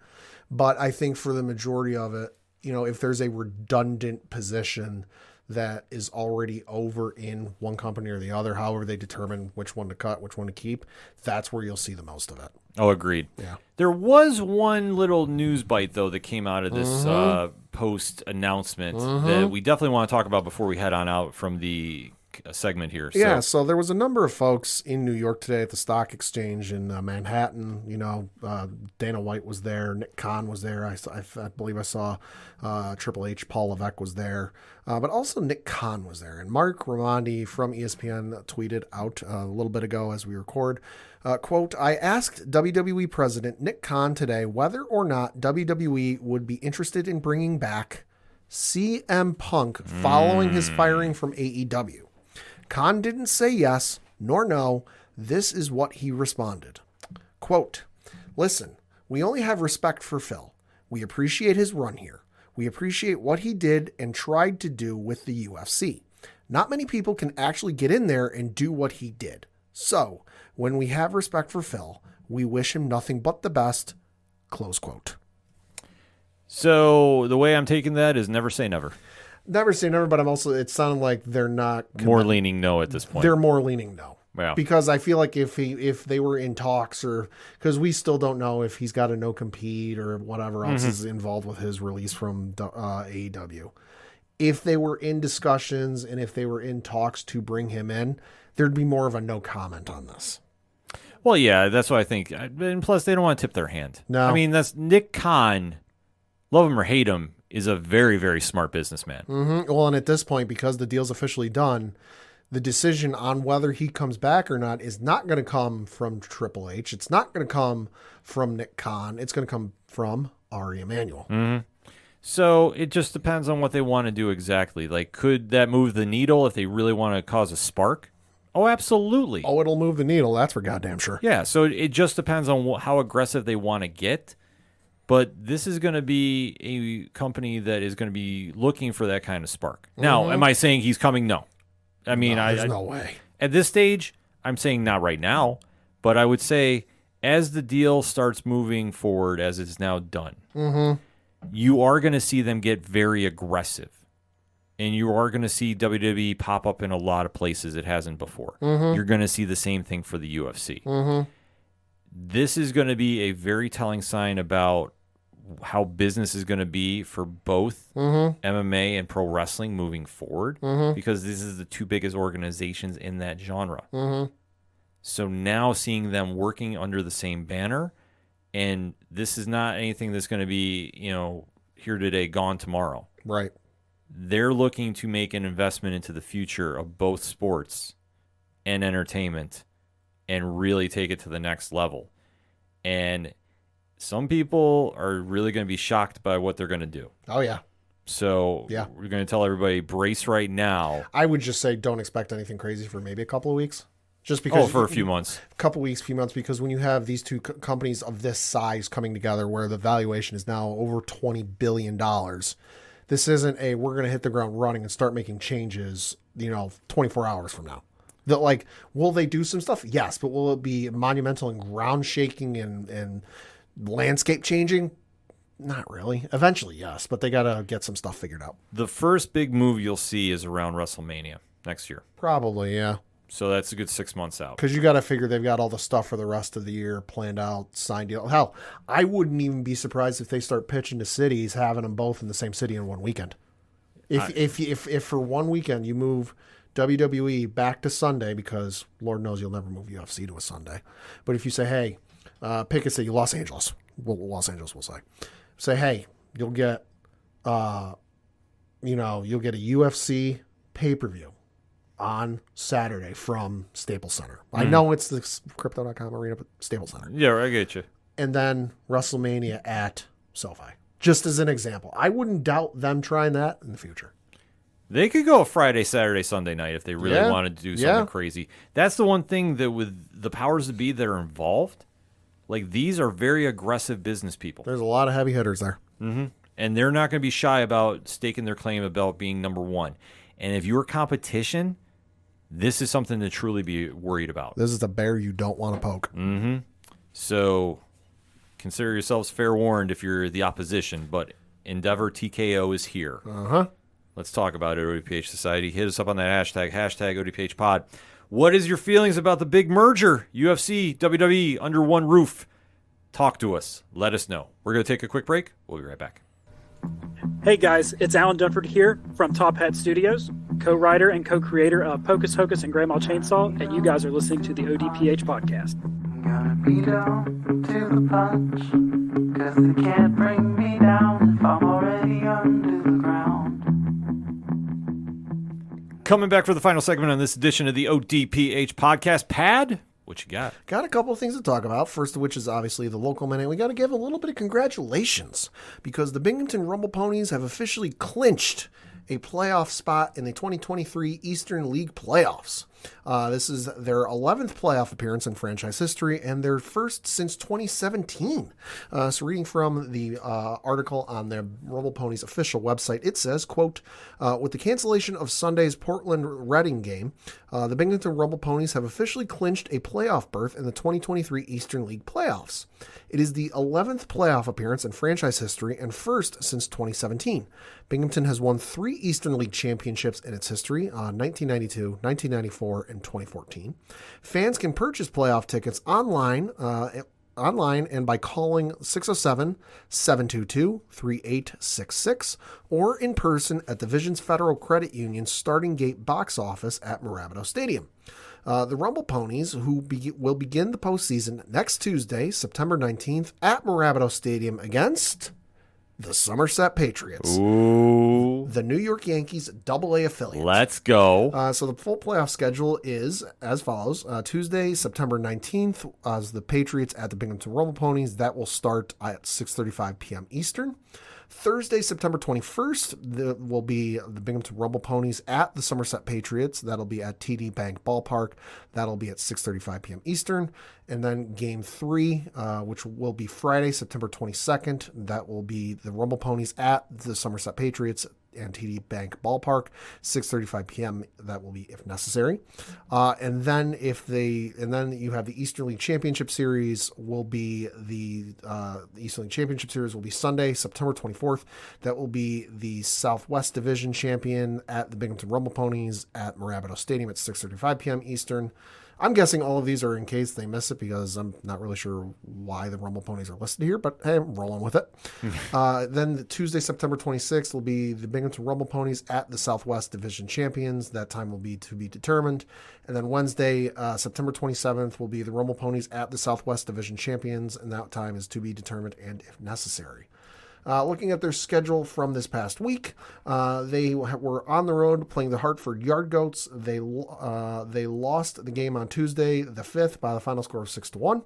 Came back on Wednesday, won by the final score of 9-2. They had a doubleheader on Thursday where they won the first game by the final score of 2-0 and then lost on the second game by the final score of 9-5. The Friday game was suspended and was to be made up on Sunday, so I'll get to that in a minute. The game on Saturday was canceled because of rain. And then the Sunday, they got one game in, and then where they won 10-0, and then they didn't get the second game in again because of rain. So looking ahead to their schedule, they have this upcoming week. They're at home playing the Reading Fightin' Phils. They have a game on Tuesday, September the 12th, excuse me, where their start time is 6:35 p.m. Eastern. Wednesday the 13th is also at 6:35 p.m. Eastern. Thursday is also at 6:35 p.m. Eastern. Friday is at 7:05 p.m. Eastern. Saturday is at 6:07 p.m. Eastern because it is 6:07 Saturdays. And then Sunday is at 1:05 p.m. Eastern. For more tickets, information, and all that good stuff, bingrp.com. Playoffs? Yeah. We're talking playoffs. Playoffs. Let's go. Yeah. Shout out to the Rumble Ponies. Yeah. And then we got to talk a little bit of NBA because you had a little bit of interesting news come out the other day. Oh. So you had Team USA basketball, I believe it was in the FIBA World Cup, where there was some tournament where they lost to Canada in the gold medal, or not the gold medal game, the bronze medal game. Mm-hmm. They didn't win. The team wasn't that good offensively, I would say. Didn't win all that well. Apparently it ruffled some feathers though, because it sounds like we're trying to get some folks are trying to get the Redeem Team 2.0 together here. So reading from an article from Brian Windhorst on ESPN.com, it says, quote, "There is robust interest from NBA superstars, including past gold medal winners LeBron James and Anthony Davis, to join USA basketball for the 2024 Paris Games, with Stephen Curry also pondering an Olympic debut," sources told ESPN.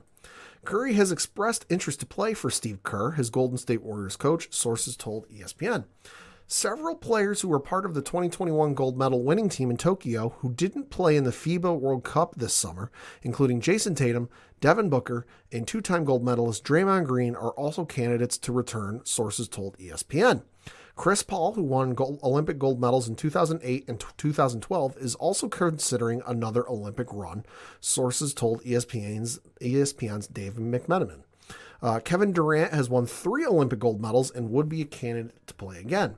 Team USA has done some recruiting of Joel Embiid, who holds both United States and French citizenship, but the Philadelphia 76ers star has thus far been non-committal. Health will obviously play a large role in how these teams comes together. James, Davis, and Embiid have all battled various injuries at the end of recent seasons. James, 38 years old, won a bronze in 2004 and golds in 2008 and 2012.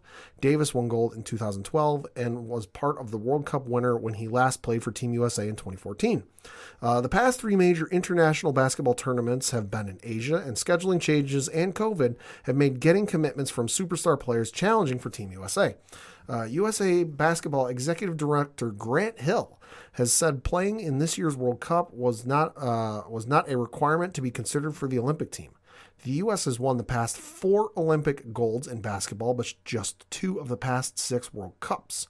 Team USA failed to medal at the World Cup in Manila. Close quote. So sounds like we might be getting Redeem Team 2.0 here. I'm all right with this. Yeah. If he wants to lead the charge for it, I think there's no better leader right now. Mm-hmm. And if he can get those guys motivated, that will be scary. Yeah. And especially, that's a scary team. I mean, let's face it, LeBron's getting near the end. Yeah. What better way to go out than win one for USA? Absolutely. He plays maybe one more year, and then goes out and wins the gold medal. Hey, that's a hell of a way to go out. That's better than going out and winning the NBA championship in your final year. Exactly. Just putting it out there. So we'll have to wait and see about that. I also just think it's funny when you look back at that starting 5 for the Redeem Team, where it was LeBron, Kobe, what was it? And then Dwayne Wade was there and Carmelo was there. That the fact that other teams put out their starting 5 and thought they had a shot. Yeah. Hysterical. Well, I will say this. I love the fact that they got motivated by this, that this sparked it in them. Mm-hmm. Like I say, because a lot of times when you achieve that level of success, thinking about doing that extra attempt, especially after you've already won, it's not really there. I love seeing this out of them. And if you don't know anything or a lot about the Redeem Team from USA Basketball, check out the documentary on Netflix. Highly recommend that. Absolutely. So before we get out of here, there is one more UFC note I want to talk about, and I don't want to speculate a lot on this, but there was a huge upset this weekend. UFC 293 from Sydney happened, and Israel Adesanya was facing Sean Strickland. And Strickland pulled off the big upset and won via unanimous decision over Adesanya, 49-46 from all three judges. He knocked him down in the first round and almost finished him. Like, this is crazy to me. Yeah.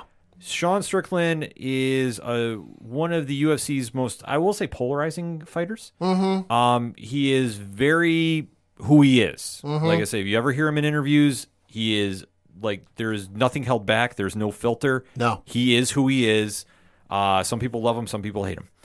But he went in there and just put on a performance of a lifetime. And now defeating Adesanya, who it's going to be interesting to see where he goes from here, because Adesanya just lost to Pereira not too long ago. And now with Strickland being at the top of the middleweight division, Adesanya is at this very interesting point in his career, as weird as that sounds. But I know the talk is giving him an automatic rematch, but I mean, he is currently the number one ranked fighter in the middleweight division on UFC.com/rankings. But Dricus Du Plessis is number 2, Robert Whittaker number 3, Jared Cannonier number 4, and then Marvin Vettori is number 5. so it's a really interesting point of where we go from here for both. Because Sean Strickland is not exactly, I mean, he jumped from number 5 up to this title shot. And I think it was more or less by default, if I'm not mistaken. Like I say, he was not somebody that was in that discussion. He just lost to Pereira not too long prior. And to see where his rank, his fight record is, I know you're calling it up right now. It's very interesting to see the jump. And then now is the division wide open? And that's kind of where you have to sit there and go, maybe it is. So looking at Sean Strickland's record in 33 professional matches, he has a record of 28 wins, 5 losses, currently on a 3-fight winning streak, defeating Israel Adesanya, obviously, in this most recent fight. Then he beat a gentleman by the name of Aspuyan Magmedov via TKO. That was back in July. And then it was a unanimous decision win against Nusardine Imavov by unanimous decision. That was back in January. His last loss was to Jared Cannonier. That was a split decision loss. That was back in December. And then the one before that, I believe, was Pereira, which he got knocked out in the first round. That was back in July of last year. So it's a great upset. But this also leaves that division very, very up in the air. And now the question is, where does everybody go from here? I mean, to think Adesanya, you almost have to think that he has to take a look at going up to 205 and staying there. Just remember, you can go up to 205. You don't have to stay at 170. Right. Or 185. But still, 185, yeah. But that's the one thing, because I know that he might have to.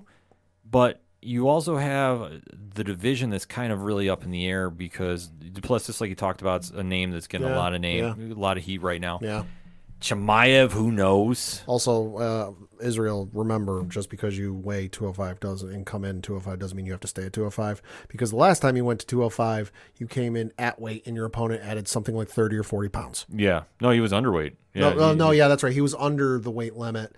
His opponent weighed in at the official weigh-ins at 205, and then before the fight started, added like 30, 40 pounds. Yeah, Blachowicz was huge on him. Yeah, so Blachowicz had like a 40-pound weight difference. Yeah, so like I say, because other than that, I mean, I don't think there's any other big names in that, that top 5 you talked about, because he lost to Cannonier, and then, I mean, looking at the rankings. Let's see. I'm pulling up Adesanya's record here. Yeah.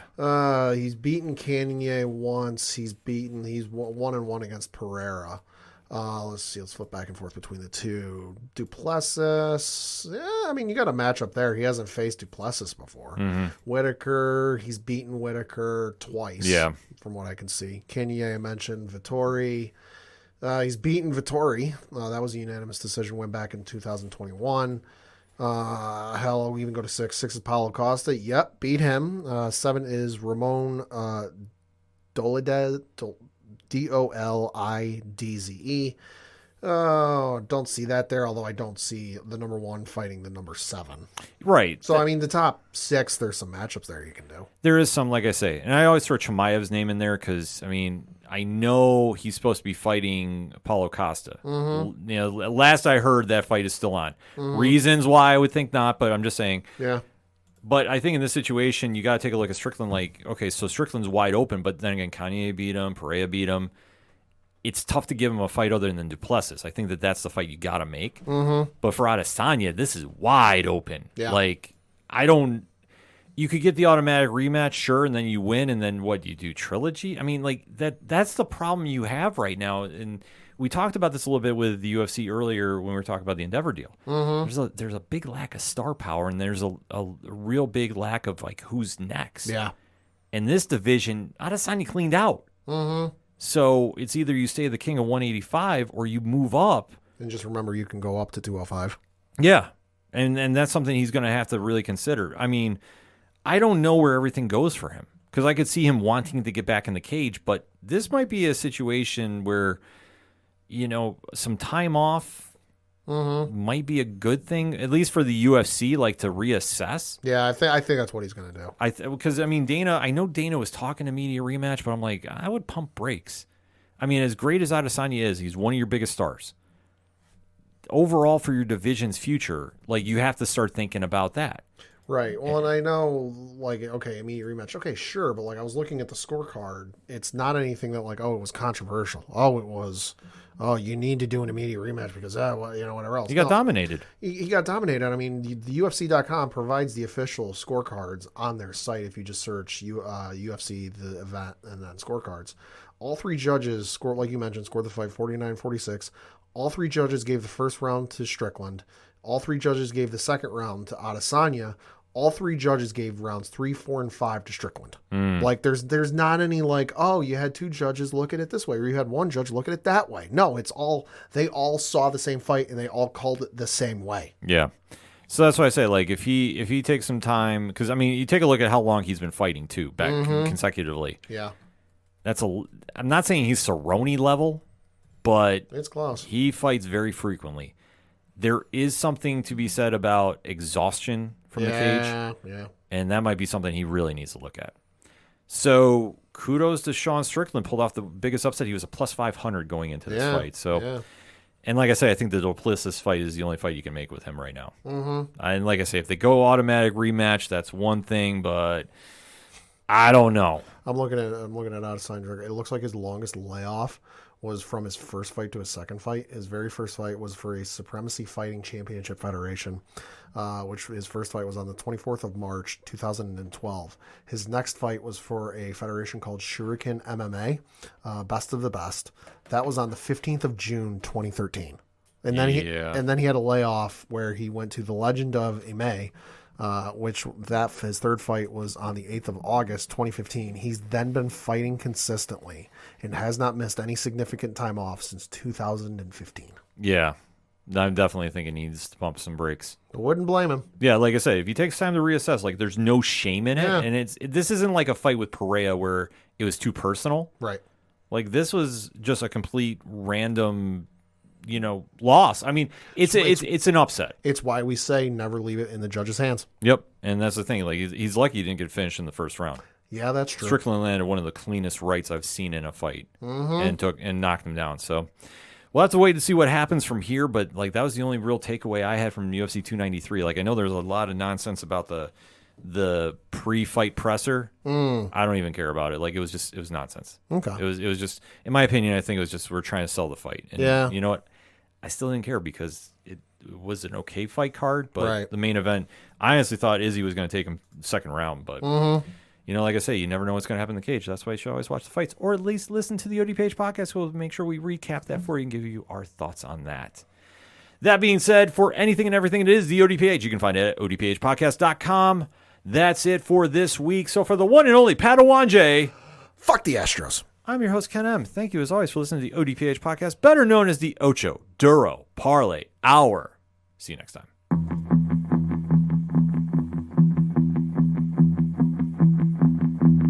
Gotta be down to the punch.